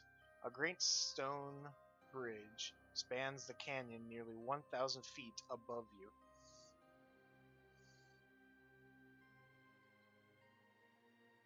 Well, I think we got to go cross this bridge here. The bridge is 1,000 feet above you. Oh. 1,000 feet above us. Is there This any was- path up? This was genius. There is nothing. There's no way to get up there that you guys see unless you have some climbing gear. I do. So one I'm person, not leaving. one I'm not person leaving my can get up I there. do have climbing gear. All right, you could abandon your horse and climb up to the bridge. Don't seem worth it to me, to be fair. Did we see any place to ford the river? You see the waterfall and the 700 feet across the river. Or it's Well, not. Sorry, it's not 700 feet across. But it's far. You think that and it's running very fast. But the waterfall right there, if the current took you, it wouldn't end very well for somebody. Well, it looks like we're gonna have to turn back then. You don't think I can jump this? I don't think you should try. Alright. I mean, actually, I want you. You could probably jump up ways, but probably not across. You're probably right. Well, maybe if one of us threw you up there. So does the path just like die, or? Yeah, it leads to a waterfall. Wait. Oh, it leads to a waterfall. Wait, what's behind the waterfall? That's what I was. Is it a thinking. fortress hidden behind a fortress? How are you guys going to check what's behind the waterfall? Well, 1, 2, 3, not it. As you guys are falling down the waterfall, just looking at it. That rock, cave, rock. Splash, death. Quickly looking over my abilities to see if anything helps. So we're at a huge waterfall that we can't, unless we want to climb up. Do we want to climb up? No. I don't want to climb because the The only way Yeah, to yeah. climb, because like it's like a straight edge. There's no All right, it's a sure there's cliff no made by a angle. waterfall. Yeah, there's no angle. Ain't Alright. seem worth it to me. With So- the horses. I told you so. And yeah, let's go the other way. Ismark looks to you guys. Yeah, you guys wanted to go this way. Hey, it was a good shortcut if it would have worked. Very true. All right, I guess we could probably go fast on the way back, though. Make That's up true. that lost time. We already know the path, so. It's true. Alrighty. So you're going fast all the way back to the fork in the road? I would assume so, yeah. Alright, so we'll say another hour goes by and you guys get to here. You have about 3 hours till night. How far can we get in that time, do you think? Well, you said this was an hour at a fast pace, right? So that means in 3 hours, if we went fast, we could probably make it there. I would say 3 hours, you guys could probably get to this gate. Ooh. That seems like a pretty good plan to me. Also, I need somebody. Katie, go ahead and roll a d20 for me. You know, it's closer than the gate. Second hole. I don't think it's actually Woo. closer. No. Oh, Close. in a straight line. Alrighty, so at a fast pace, you guys could probably make it to the gatehouse. How is the horse? How are the mounts doing? Well, you guys only traveled for an hour and a half, and the horses. Someone make it. Whoever wants to. I'll allow 2 checks. Someone can make animal handling checks or nature Dibs. checks in order to figure out the condition of these horses. Fine. All right, so one more person can check. Someone I'm wants to- proficient at this. If anybody else wants to, they can, or I can give it an attempt. You're proficient and it's only a 3? It's like intelligence, I think. It's wisdom. Yeah, You are I'm not very so- wise. Whoever has the last. Okay, 10. You guys think that the horses are good anywhere for 6 to 10 hours. Somewhere along those lines is when the horses will start getting tired and they won't be able to continue on. All right, it's a race then. It's a race. Are you being racist again? Let's go. Yeah, let's go. Let's do it. All right, so you guys are traveling at a fast pace. We'll say you guys get to here. Mark, roll me a d20.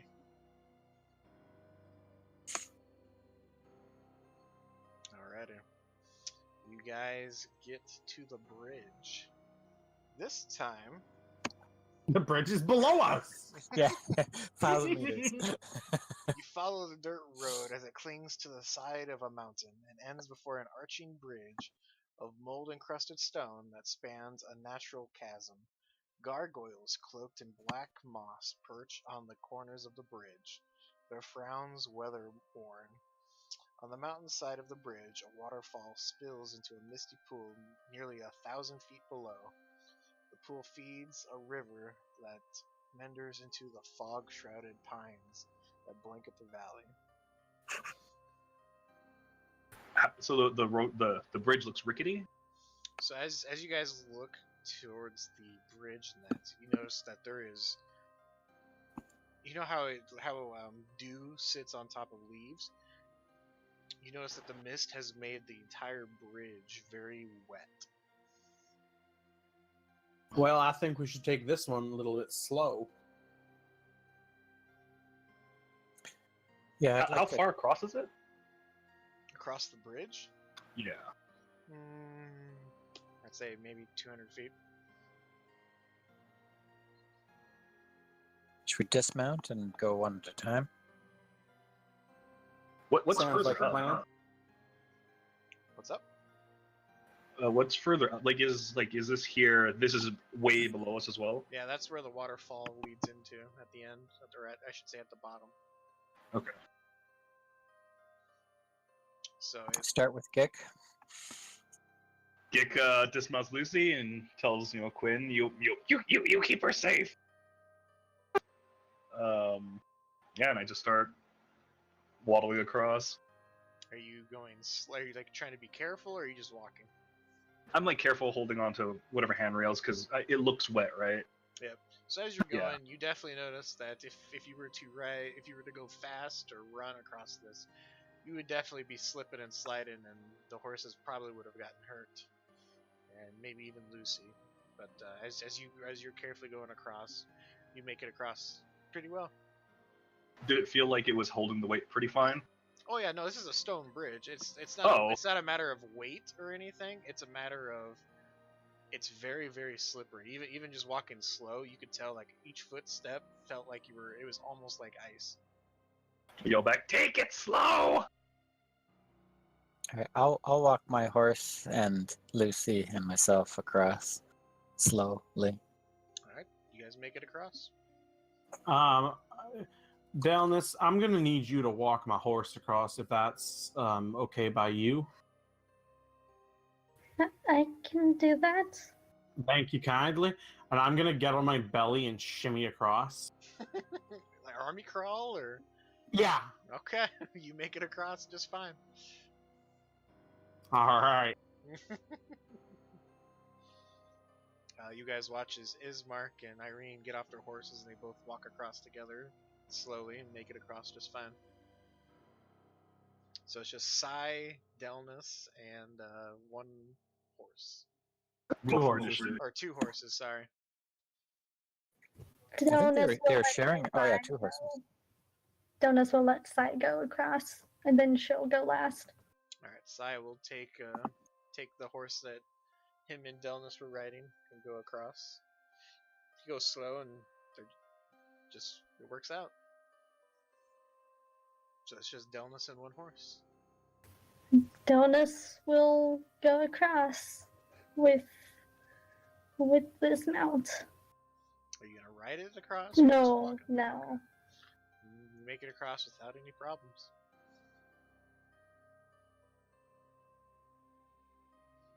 Alright. Proceed to the gate.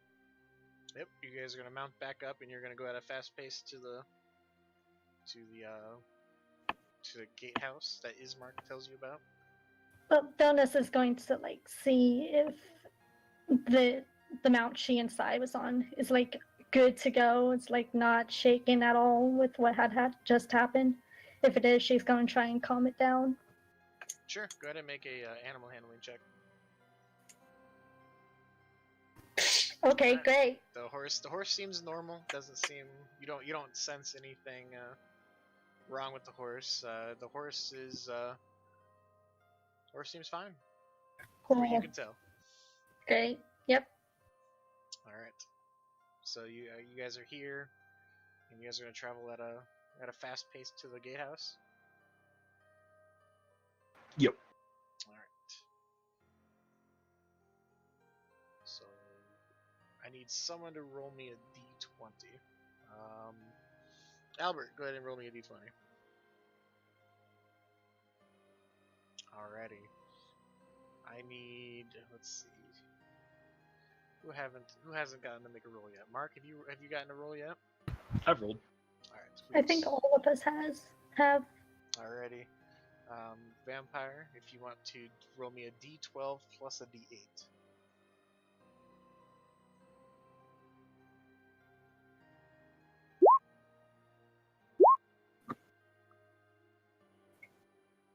Alrighty.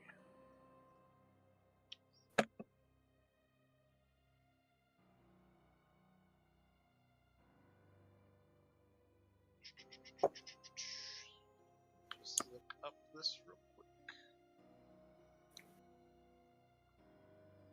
So as you guys are traveling, you guys are traveling at a very fast pace. As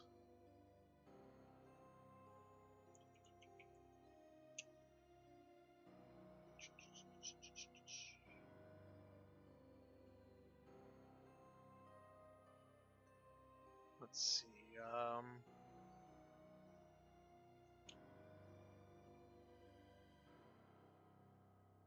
I'll say, Mark, go ahead and roll me a d4.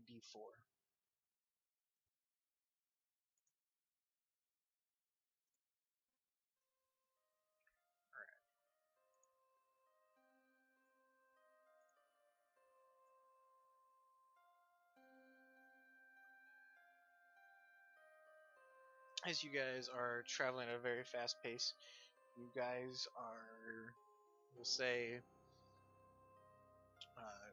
Kelburn, Gick, and Quinn. As you guys are traveling, 3 crossbow bolts come shooting out of the forest towards you guys. So the first one will be at Kelburn. Let me see here. I might be able to shield that. Nope, don't even matter. Yeah, it is. Alright, you take 2 points of damage. Gick, this one's at you. I believe a 7 misses. Yep. And Quinn, this one's at you.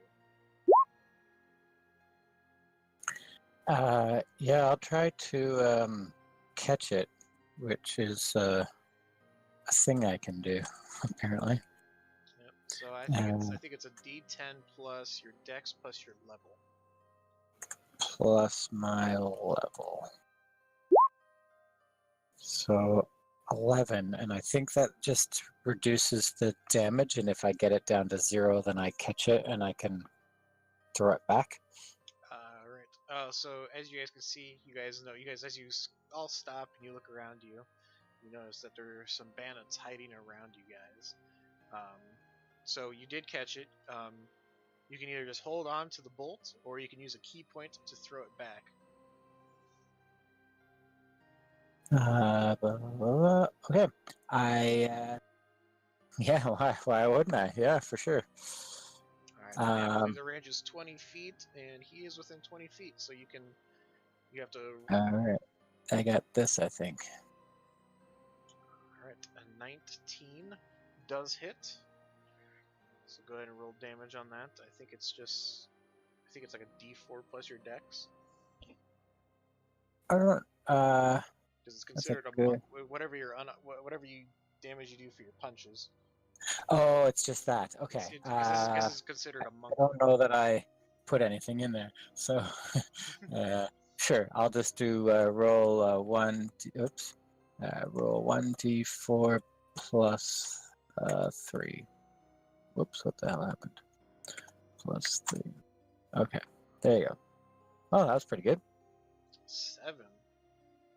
Alright, you hit him right in the chest, and he looks confused as he shot a bolt, looked to see if he hit, and as he squints, he notices the bolt come right back, and it hits him right in the chest. And he looks down and starts coughing up some blood, but he's still up. So go ahead and roll some initiative, guys. Alright, let's get this. Where am I? Get some battle music going.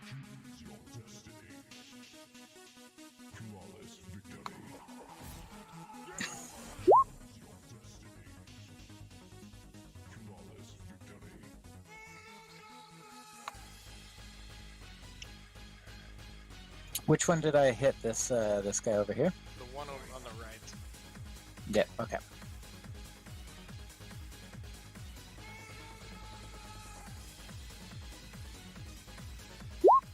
For 7 damage. Alright, it looks like Sai will be going first, as he will go ahead and shoot the guy on the left with his longbow. And that will hit minus 10. So you guys watch as Sai pulls out his bow and shoots at the guy on the left. It hits him square in the neck, and the guy seems like he's barely up. That will be Sai's turn. Quinn.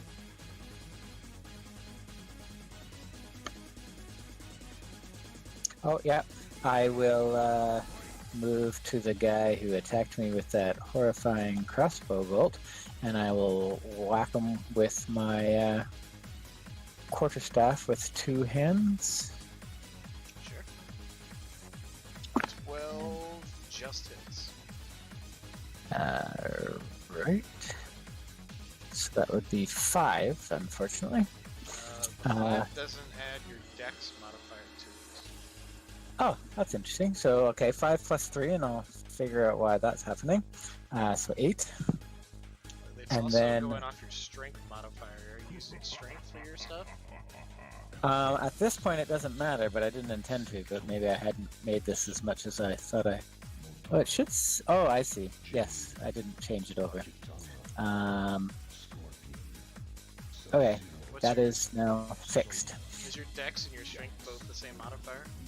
At the moment, it is. Yeah. Okay. Alright, Yeah. so plus 3, so that is 8 damage. 8. Yeah. Alright, so you watch as he goes down.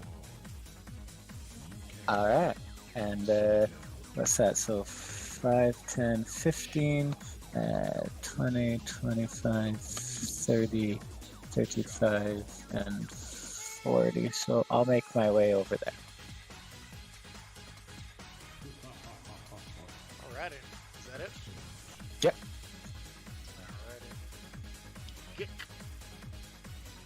Alrighty. I will. I assume you're riding your ward pup. I am. I'm gonna ride up to here, half my movement to get off of it, and direct her to run away. Alright. And then I will attack the Vistani. Or Bandit. Bandit. So no radiant, just the slashing. Alright. So 6 damage. That does that. Alright, you watch as you cleave into this guy and you get a good chunk into his side and you pull back. It seems like he's bleeding pretty bad from the side, but he's still up.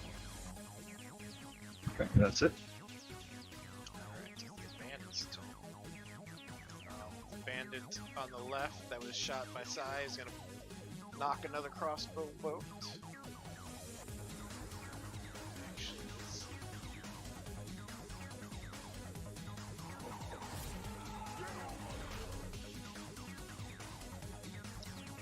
He's actually going to look and point. Let's see.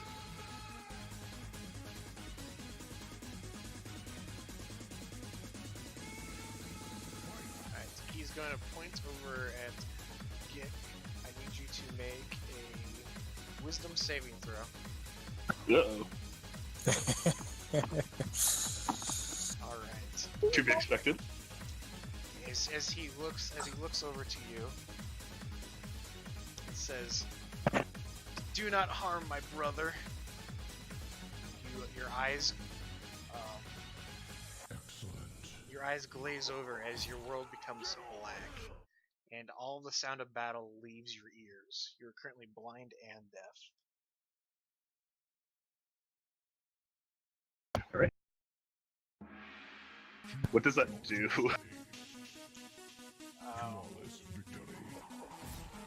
Gives you disadvantage Yeah, you currently to everything. yeah, basically you have disadvantage on everything. Wait, he's blind and deaf? I thought it was you had to choose between the two. No, this is what he did. Holy shit, Well, that's a lot of text. Blind or Shit. deafened or both. Yeah, it's a curse.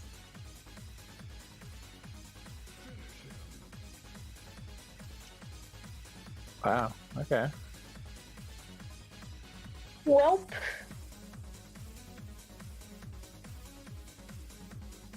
Wow, there's a lot of curse stuff going on. Can't do this, can't do that. So basically what he's going Okay. to do is he's going to curse you, and you do not know what the curse is. And I will, if you try and do a certain action, I'll tell you that you're unable to perform it. But for right now, you're just blind and deaf. Okay. Alright, the one next to you is then going to take out his scimitar and attack you with advantage since you are blind. But you will miss regardless. Alright, that is their turn. Kelburn. Neat little trick. I got one of my own. I'm gonna do this.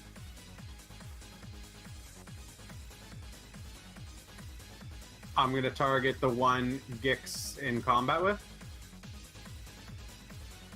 Alright, so that will hit. Yeah. So I will choose to do psychic damage. So he will take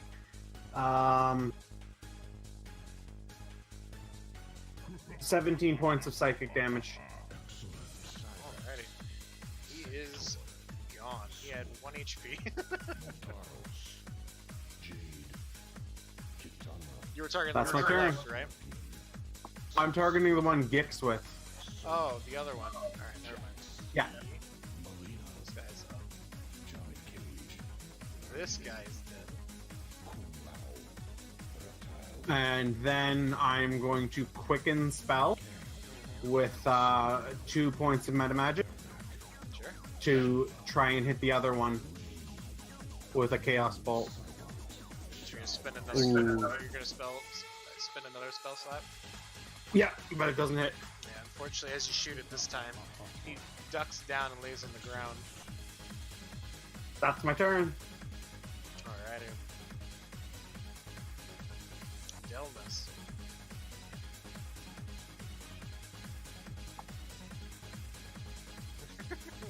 Oh man, this is Well, it's life or death for him. Let's see. If I he know. lives. Damn. Huzzah! He makes it. Hey, cool. That was awesome. Movement and bonus action. I movement bonus action. Spiritual weapon. Yeah, definitely. I'm gonna waste the second level spell slot to Hey. cast that. Just giving you options. I'll just move in front of Arena, see if I can take any hits instead. Sure. Dodge, act. Nope, that was my action. Never mind. Okay, yeah, that's it. Alrighty. Sai is going to just run up and take 2 short sword attacks. This guy is eviscerated. Alrighty. That is the end of combat. I'm just standing there yelling and swinging at the spot where I last remember the guy being. Yep, you. Would he not be sighted after the guy dies because he loses concentration? That was not concentration. Oh wow, you're still blind. He is cursed Okay. for right now. All right, I'm gonna run over to Gick and try to calm him down. Gick, stop swinging, they're gone, they're dead. I start swinging at him because he's touching me. Yep, you 'Cause feel, I'm you feel a Jeff. touch on your shoulder, and you, whew, go ahead and roll at disadvantage real quick, see if you hit him. as you swing, your battle axe swings out of your hands and goes kind of goes about 10 feet away. Quinn, you watch as he swung at you and lost. He swung so hard that his battle axe just flew off. I'm gonna try to like grapple him in a nice way and like get him. I don't know, like get Lucy and me and him all in a big hug, like, you know, Lucy licking him and everybody happy. Trying somehow to communicate to him that it's over. Alright, go ahead and roll an athletics check. Sure. Quinn, Athletics. you feel It's a someone loving trying athletics. you feel someone trying to grab onto you, but then you also feel a furry creature try and jump on you as well. It's your Would I choice. recognize her smell? You would recognize her smell and her touch and everything. So, Alright. but you also feel human hands grabbing onto you. So this is your choice whether you want to resist or not. I won't, but I'll be like, I can't see anything, and I can't hear anything. Did we win? I'll manipulate his fingers into a thumbs up. You feel I'm just a thinking like, blink once for yes, twice for wait. Oh shit.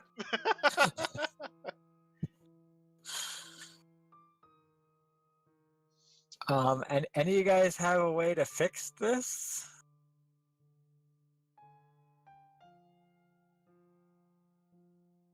Unfortunately, not. Am I gonna be okay? I'll pat him on the shoulder. Perhaps that spell that Delnus did on me might have some sort of effect on him. I don't think it's strong enough to help with this. I mean, I can disguise him and make it look like it can see, but that ain't really going to help him much.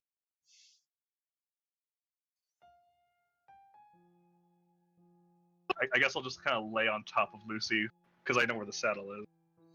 As you go to try and mount Lucy, your body stops yourself and you pull back.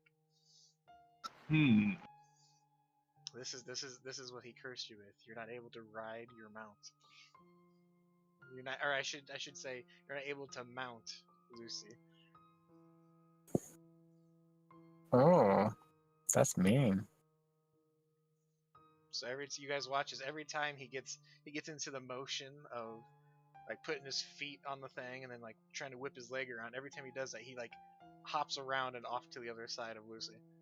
Can I get a little help here? I'll try to help him. So you're gonna pick him up and place him on the thing? Yeah. All right. As you pick him up and you place him on the thing, he sits there for a minute and like it seems like he's paralyzed right there. He can't necessarily move and everything. And then as soon as Lucy starts to move, he just kind of falls off the back, and then he can move again. There's rope in my bag. Tie me to her. We're not dying. Can I tie him to me? You're welcome to tie Like, him to you, like back Wear to him back. like a backpack? Yeah. Sure, Like, that's fine. yeah. All right. Do I just feel his skin? I don't think he wears a shirt. Yep, you guys are currently sweaty back to sweaty back. Lucy, you've lost a lot of fur. What happened? Who shaved my dog? Yeah, and then I guess we gotta get on a horse and get somewhere where we can fix this guy.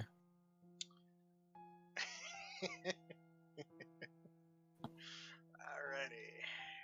This is So- gonna be awful. So this battle happened about right there, and you guys do finish your trek to the gatehouse. As you get to the gatehouse, let's see. Constantly remind people, are we there yet? just that's all you guys hear constantly. Let's see, where is? All right, you guys once again see a gatehouse that looks like that. I mean, not all of us see. Yeah, Mm-hmm. but Mark, I'll allow you to look. But you guys make it there. Yeah, it is dark at this point. And you guys, with the battle and walking slow across the bridge, as you guys get to the gate, and you guys kind of head inside one of the pillars, kind of thing, for shelter, and that is right when the last rays of any amount of light shine through, and that. So I take it you guys are gonna take a long rest here. Yeah, I guess so. Alrighty, I need 4 people for a watch. Yeah, I'll do a watch. All right. I will also do a watch. All right. So Are we there yet? I'm gonna put him down and like try to shove him with the dog, and hopefully he'll shut up. Mark, Lucy, your hair's back. yes, as you lay on your dog, and that you notice that the dog, your warg is laying down, and you feel around you, and you notice that there is a pillow and blanket, or you find that your bedroll has been laid out for you, and you get the idea that more or less they're setting up camp, and that it's time to sleep. Yeah, shove some food around him, and yeah. You feel a piping hot something. I don't know what he gave you, but it is. Just plant my face in it. All right, you guys watch Just, as you guys watch as a blind death goblin goes to town on some food.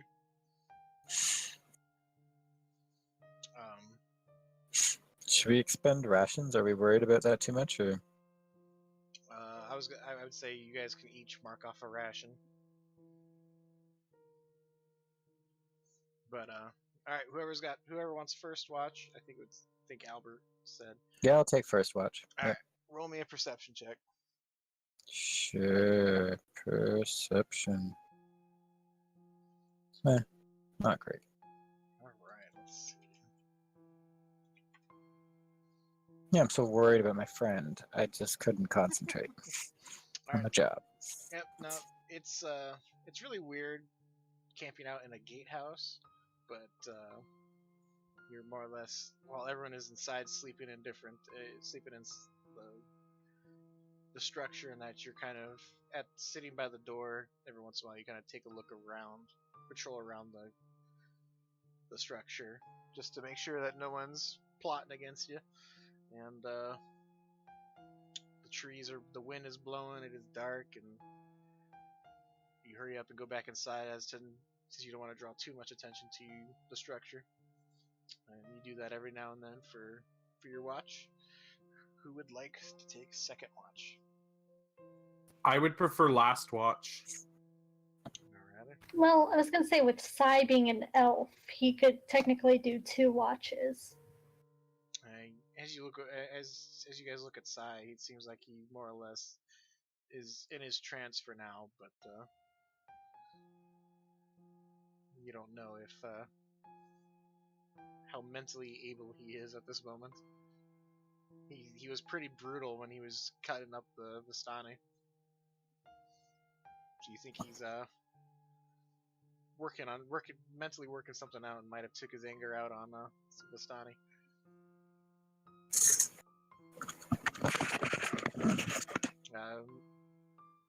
Who wants to take second watch? I think it's Katie, the only one that's able to. Gick will take watch. Yeah, Delnus will take watch.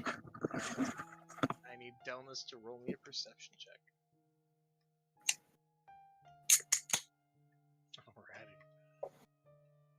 Alrighty.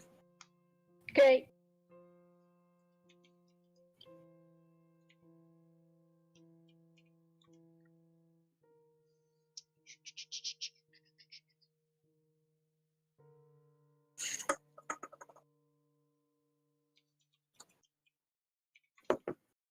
Oh my god. Never mind. It doesn't. Nothing happens. Katie, while you're on watch, you see a swarm of bats. They kind of fly on by, and they just keep going. Wow. I'm like Ike when it comes to these dice. Like, what the hell? Yeah, D8 was how many swarms of bats? One You guys were swarm about to of fight. The bats aren't done. They're just gonna keep on moving on with their life. They're disengaged and flew away. Yeah. I'll mark it down that you guys won this fight. Don't worry. Yeah, cool. Ew. Was that like 10 experience? Swarm of bats?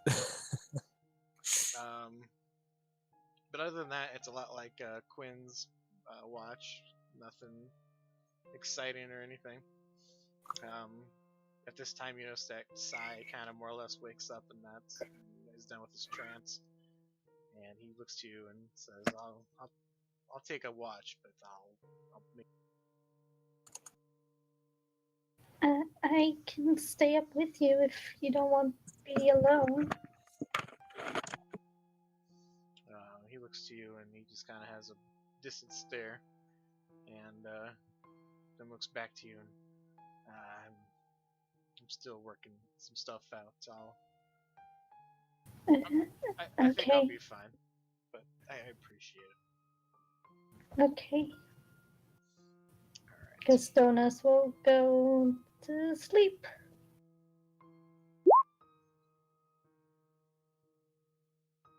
Alrighty. For his watch, goes by. Nothing seems to really happen. And then he goes and wakes up Kilburn. He looks to you and says, All right. Nothing important happened. If you need me, I'll be over here. But, Sounds good to me. alrighty, go ahead and roll up. Lucky. Check. Alrighty. 15.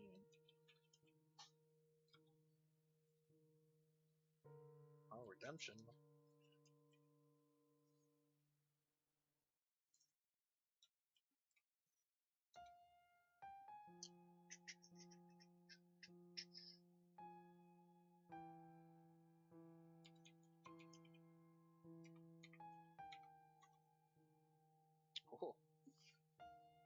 I don't like these noises you're making, Zach. I don't like how happy you sound. Well, you see,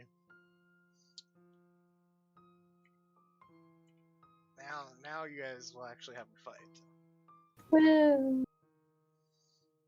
So while you are taking your watch,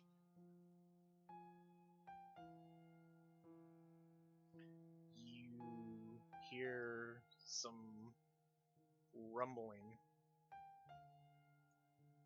outside of your house or outside of the structure, and it go ahead and make me another perception check just to see if you can figure out what the sound is.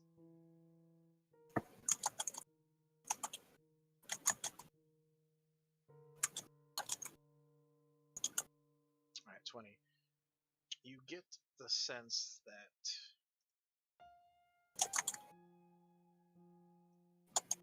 it is growling. And you've heard the sound many times in your travels, and you get the idea that these are wolves. You hear some wolves outside of the structure. I'm going to giving him a good kick. Everyone a good kick? Everyone who I need to wake up. I mean, Gick, probably not. Just sleeping soundly, can't hear anything. Yep. He might not hear the sounds of his friends dying. So I'm really sorry, but I'm gonna have to run. Apparently, one of my kids is having some problems, and it's midnight here for us, which is. But you guys play it through, whatever. If Gick wants to run me because he's asleep, that's fine with me. But I'm gonna have to run. Sorry, guys. That's fine. We'll call it a night after this fight right here. Okay. That way, Well, you guys. That way you don't miss anything. Okay. Well, I'm sorry. I know I'm kind of running out, but yeah, No, I gotta no. run. Family, Sorry. family comes first. Okay. Well, we'll talk to you guys soon. Yep. Have a good one, man. Okay. Take care. See ya.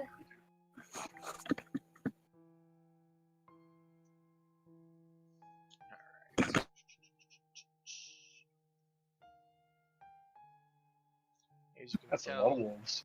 as you can tell, I am not very creative with my battle map. Let's see.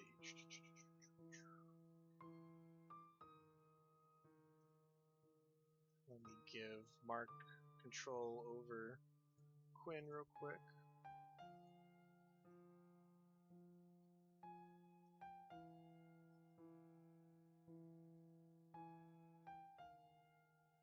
Alright, you guys are welcome to roll initiative.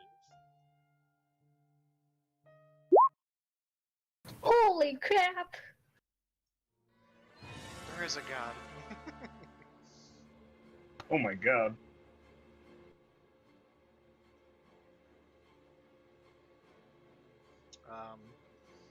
Gick also gets a kick in that, and Quinn kind of leads him out and just kind of pushes him out into the area. Oh, that was a roll for Quinn. I just had it set as me. No, I know. I'm just saying that Quinn can also, or Gick can also get into this fight, but he is currently deaf and blind. But you get the idea that I have an idea. since Quinn puts the battle axe in your hand, it gives you a slap on the ass. Shit's going down. So Wait, did Quinn untie Gick? yeah. Oh.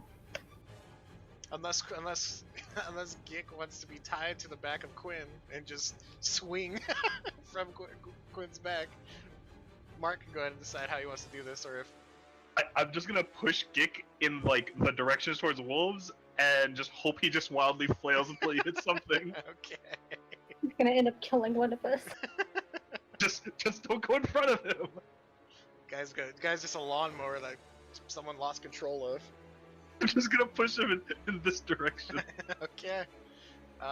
Kelvin, you're up first. All right.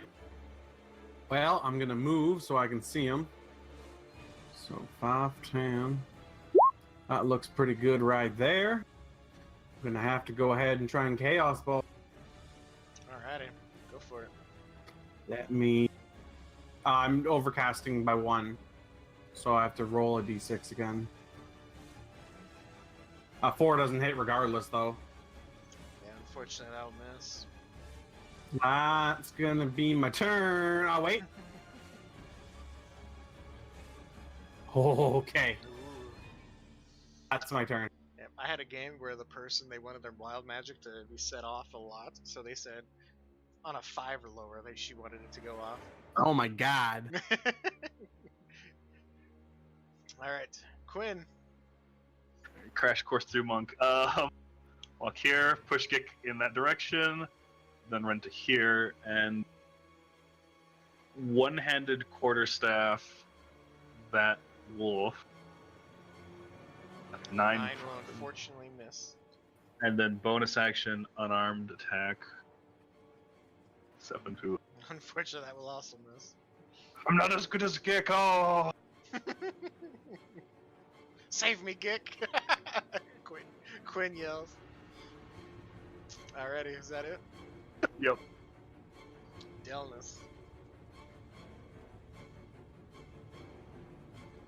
Going to stand in front of these two, keep them safe. I'm just gonna summon my weapon. Oh shit, I forgot to roll for them too. So many tokens! Ah! Let's see.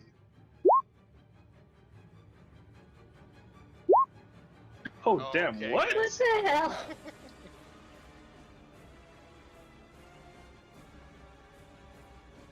So we are on Delness. We'll say that they woke up late and took them around to get ready. Okay, well, I'm summoning my spiritual weapon in this space. Alrighty. And if I remember correctly, yours was a trident? Yes.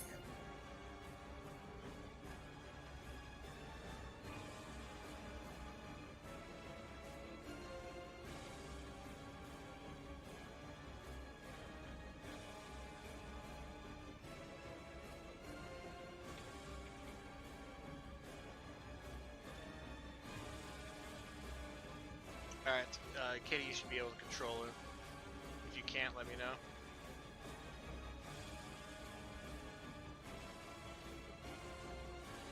Yep, it's good. Okay, Alrighty. then I'm going to have my trident stab into the wolf above it. Alrighty, go for it.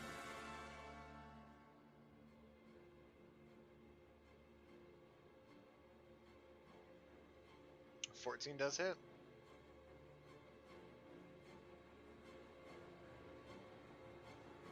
For 10. Woo!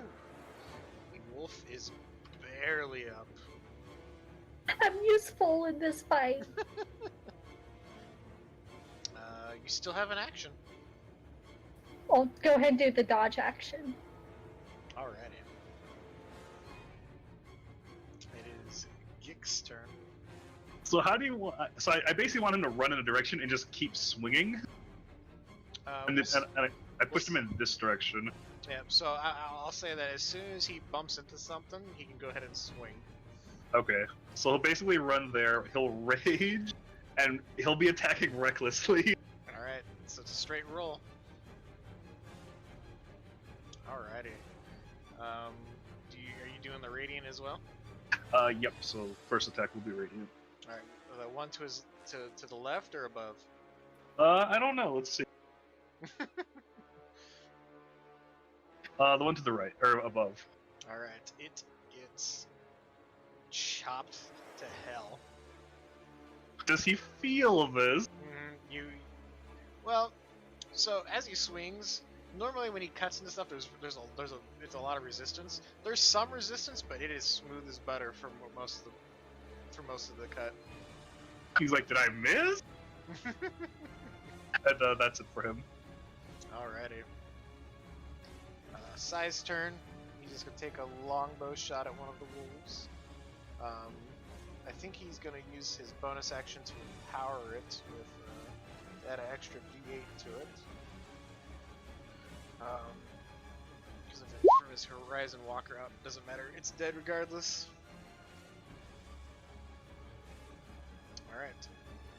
it's his turn. The wolves are gonna go. So, let's say.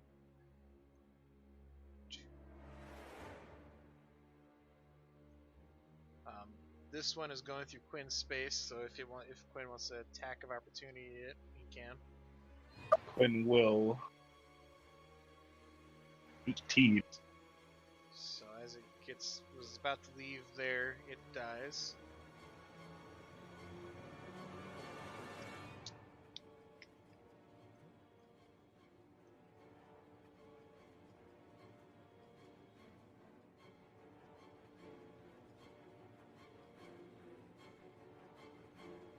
Alright, so Kelburn, you're going to get 2 attacks against you at advantage because of pack tactics.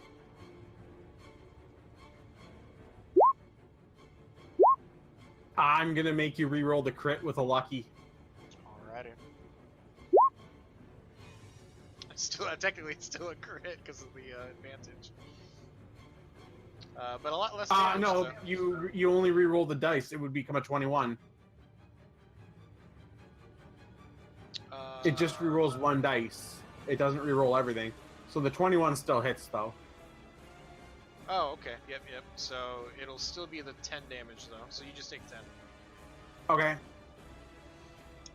And then I need you to make a strength save.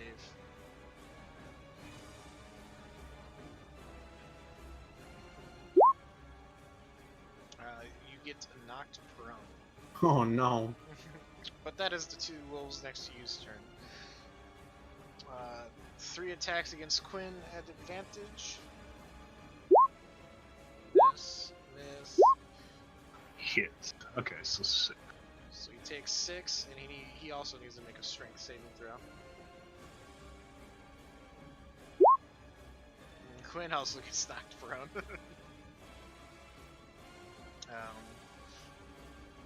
3 attacks against Gick, all with advantage. So 20, 14, and 19. I think So the 20 and the 19. So he's raging, so that's 18 total, 9? reduced to 9. And Gick needs to make a strength saving throw. Advantage, even though he's blind, right? Because he's raging? You are raging. Okay. 19. He stands his ground. And then one. Somehow useful while blinded. Yep.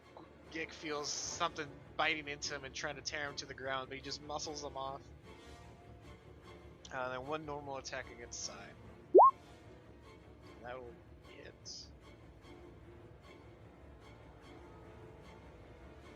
What level is Sai? Should be 3? Yes. Token. Oh, the token. I grabbed tokens that weren't updated. That's probably what it was. Everyone, check your tokens to make sure your health is correct.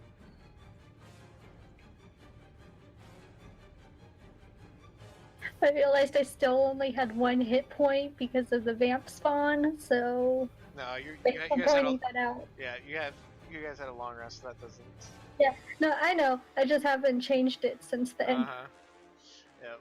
So that's that. He needs to make a strength save. He also gets knocked prone. The wolves, they're just too strong. All right. Not for Gick. The smallest member of the party is the strongest, apparently. The blindest and the deafest. Alright, that is all the wolves' turn. Ismark. Ismark is going to go up and help the caster. He will attack two-handed against one of these guys. One of the wolves. That'll hit. He's going to swing again. And he takes out this wolf.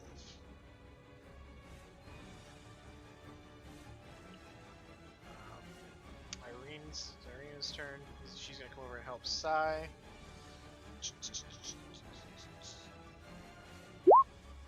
That'll hit. This will take 4 damage. And that is her turn. Quinn, he's currently knocked prone. Quinn will stand up. That's half of his movements. And then attack the one directly in front of him. Sure. 10, probably not. Unfortunately, no. He recovered his key points, right? He's only spent 1 key point, so I forget at level 3 how many key points monks have. I think it's 3? But we had rested, right? You guys didn't complete your long rest. Oh, okay. After this fight, and Kelburn finishes up the watch, I'll say you guys finish up your long rest. But he will unarmed strike. You're assuming Calvary survives this. So, 5. Yep, it takes 5. It is still up, however, as you kind of uppercut it and you see it kind of bite its tongue, and just the very tip of its tongue kind of like falls out. Alright, that's it for him. Alrighty. Kelburn. I'm gonna stand up with half my movement and go ahead and try and Chaos Bolt. Alright, are you doing the one right next to you? No. I'm overcasting, by the way. So I'm gonna try and hit this boy over here. Oh, wait. This one. Alright, so Does the 17 hit? You have disadvantage because you're currently in melee with somebody. Alright. Just go ahead and roll the attack roll again, just to... Oh. Fortunately, Nope. that misses. That's all I can do. Alrighty. Delnus.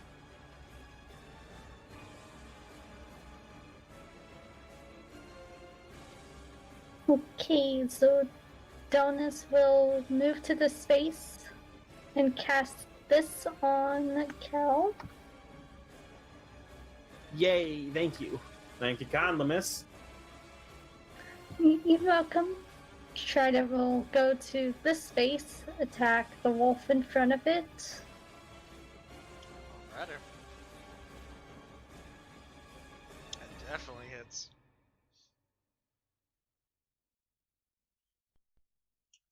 Four.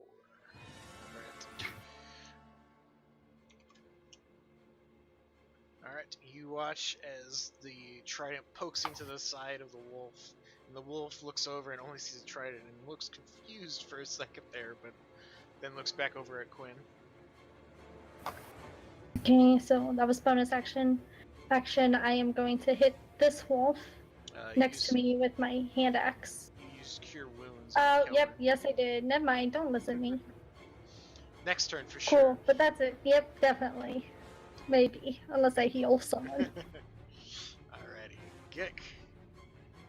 Blindly, deafly, screaming, ah! Just keeps recklessly attacking everything around him.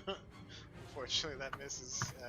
Nope. He does a whirlwind, and all the wolves kind of jump it like jump rope in that. And That's he gets a little him. dizzy. Alrighty. Sai will go ahead and take out his 2 short swords and cut at the wolf in front of him twice. So, boom. 8. Is this creature dead? Yep, this wolf is dead. So he doesn't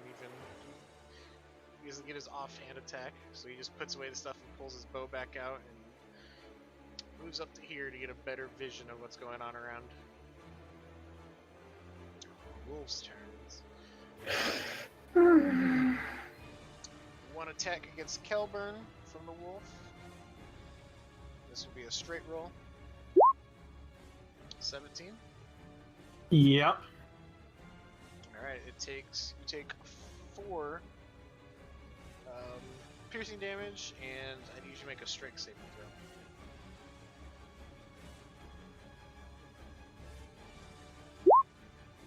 Hey. You fight it off, though.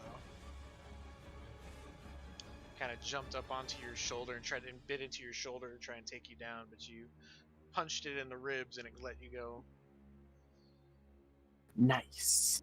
Alrighty, Quinn is going to get 3 attacks at advantage against him. 23, 9, 19. So, Ooh, so 15 damage. yep. Quinn is hurting. And I need him to make 2 strength saves.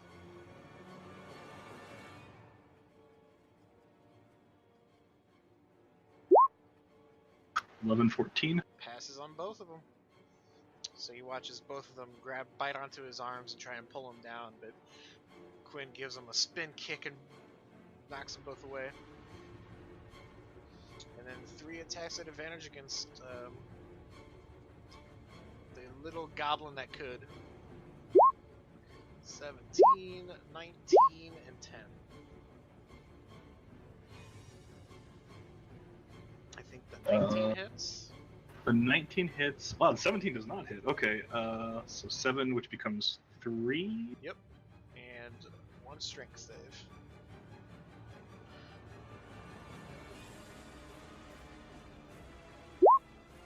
Nat 20. Nice. You actually throw this wolf off, and this wolf actually let's see, becomes prone. Alright, Ismark's turn. He's gonna move up to this wolf that's still harassing the mage. And attack it twice. That will... I forget if we're doing flanking rules or not. Did we just decide on that? I think we're not. I don't think we are. Alright, so 9 will miss. And 9 will miss again, unfortunately. Alright, Irina's turn. Let's see. She's gonna move here. Get this wolf out of the way. She will attack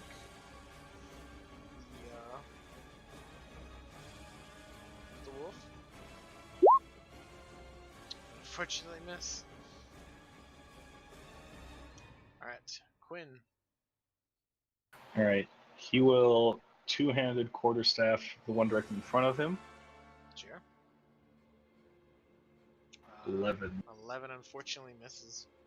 Alright, he'll key point, bonus action, patient defense. Alright.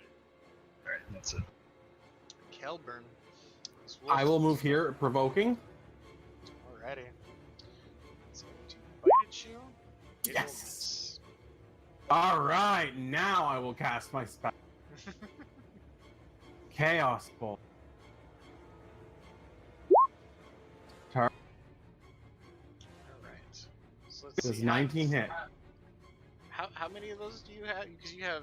That's my last one. Okay, I was gonna say. you That's guys- my last spell. 19 against which one? The first one here. This one? Yeah. Yep, that definitely Okay. hits. Shoot. So it will do lightning damage. So 12 lightning damage. Alright, this one is. You see the lightning shoot out and just completely fry this. Yay. And that is my turn, and I am now out of spell slots. Alrighty. Delmas. Okay, so gonna have my weapon attack this wolf again, the one in front of it. Sure.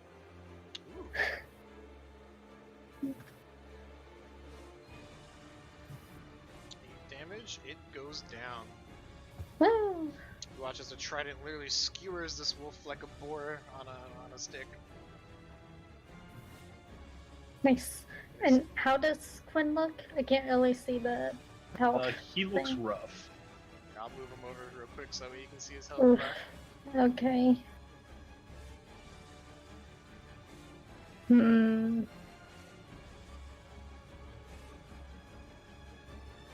No, that was bonus action, so I can't do that. He's patiently defending. Patiently defending. Okay, then he can patiently wait to be healed. Because Donuts is gonna attack this wolf with the hand axe. That'll hit. Whoo-wee! I know. Hitting them I both did. Laid it on sparks. him. Alright, you see as you kind of cut across the top and you leave a bald spot on this wolf, you kind of cut out some of the skin and that, and he kind of looks back at it and looks back at you and growls. You definitely have his attention now. Yay. Just what I wanted. Anything else? Nope. Alrighty. Gick. Alright, Gick will blindly attack the one to this one. Alrighty. recklessly as always. 10. Fortunate I'll miss. That's it. Alright. Sai is going to see that Gik is in trouble, and he's going to shoot at one of them. Not the prone one. Ooh. Oof. Let's see. Shoots Gik. Let's see if he can hit Gik. Oh no! Oh, you get it, Gik! Alright. Well, We'll say since he wasn't aiming for you, you don't take the extra 5, so you're not getting critically hit, but you do take the 8 piercing, Alright. half the 4. They've got archers! Sai just kind of silently draws another arrow, but that is his turn. Alright, the wolf's turn. The wolf next to Delnus is going to this guy. It's actually it's just gonna stay right there and attack Delnus.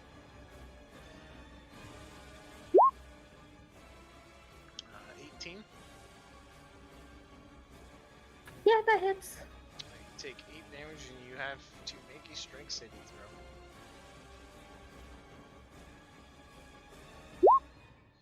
Alright, you actually throw it to the ground and it gets knocked prone.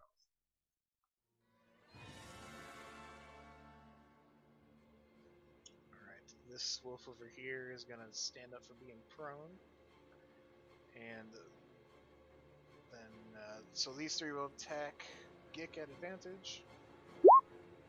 23, 23, and 21. Oof, okay, so that's 18, 23. So we'll say you take, I would just do -2, -4, and then -4. So 10 total.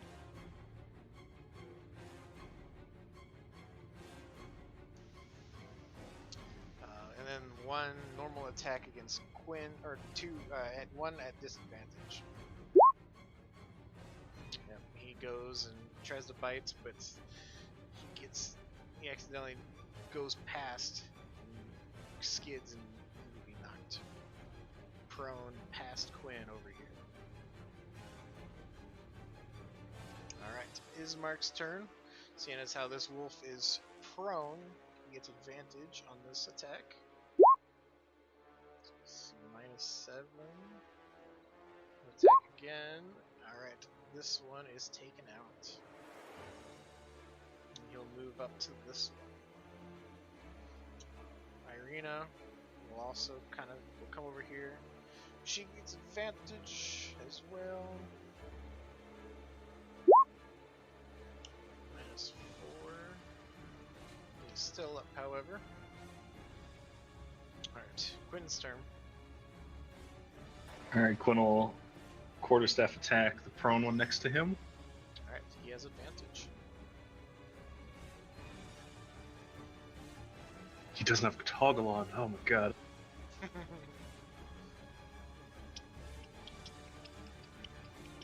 16 for 9. And it is down.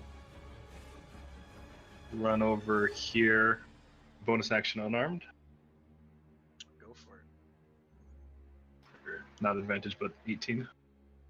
That was still hits in for 4 damage as you punch it in the butt. Okay, that's it. Alrighty. Kelburn, it seems like the tides are back in your guys' favor. Yay! Well, I'm going to attempt to hit the one that is right here. Alrighty, go for it. Nice. Let's see if you can finish this one off. 16! Yep, you watch as you blow the fur off of it, and it looks Yay! It looks like a freshly cooked wolf steak will be had. And I'm going to move right here, and that is my turn. Alrighty. Delnus, you just saw your breakfast for tomorrow morning be cooked. Delicious. Okay. I can move my weapon up to that space and that's it.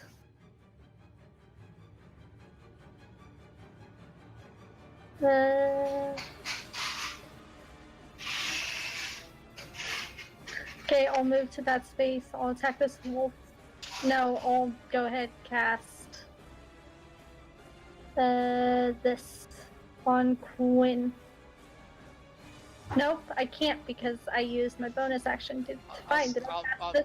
If you want to use that as an action, you can. That's fine.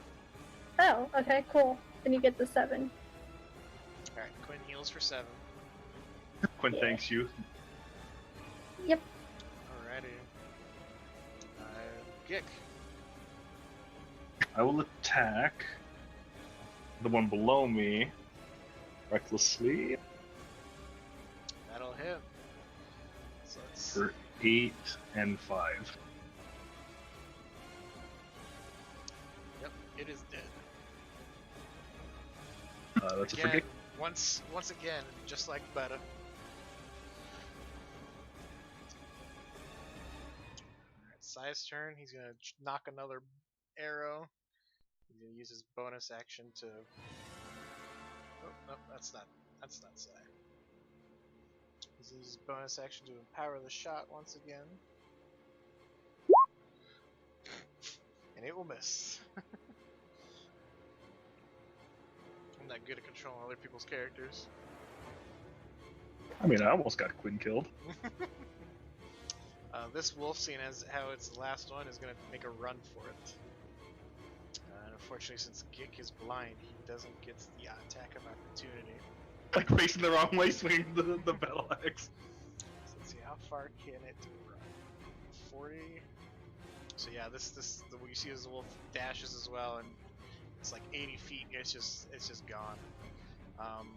Those with spells of a range of, I'd say, 100. If you guys want to, on your next, on your turn, if you want to shoot at it. 23, that will hit.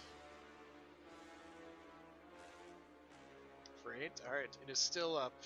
I don't know who else has range other than Sai. Yep, Sai will take a shot at it as it is running. How far did you say it was? About 100. If you have at least 100 or higher, you can make an attempt at killing it. Quinn had some weird range thing, but it's only 30. Yeah. Ismark has a heavy crossbow. You'll try. And I think Delnus, if she wanted to use a guiding bolt. I was just waiting to see if they hit. But yeah, I'll do it. Alrighty. That unfortunately missed as well. It just Oh, misses. shit. Alright, does anyone else? Irina doesn't have anything. Quinn punches the air in front of him, does nothing. Could do guiding bolt at 2nd level, but that's all my spell slots. Well, we're gonna have a long rest, right? After this? So I'll say that it is now 180 feet away. So if anyone can still shoot that. That would be Sai only.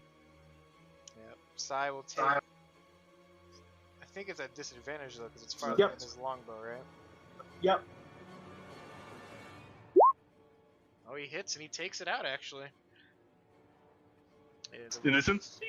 Yep. In the distance, you see the arrow traveling and that, and the wolf just hauling ass out of there, and eventually just thunk. You see it skid. Nice job. All right.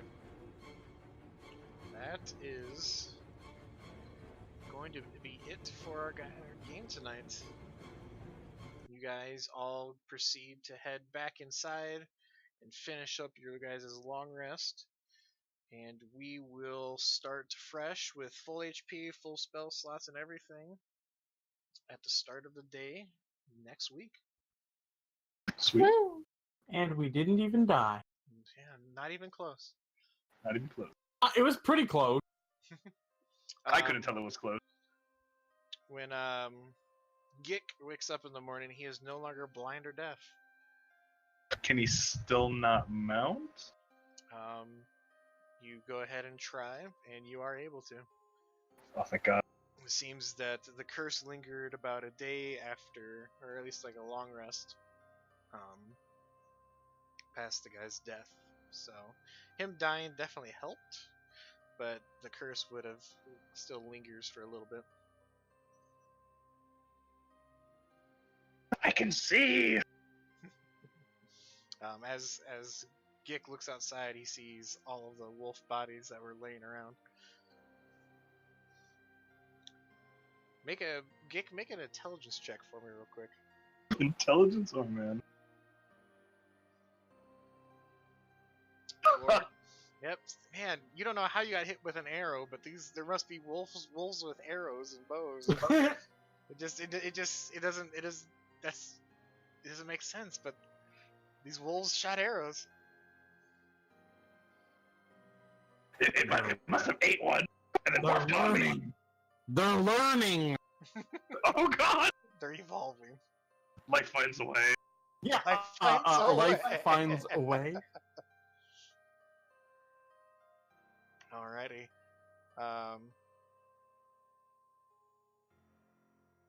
If you guys want to say anything to the Monday group, talk some shit if you want to. This is now the time to do so. I just want to know if we level. Not yet. Close. I'll tell you, you guys are definitely close. Soon. But other than that, I'll stop the recording.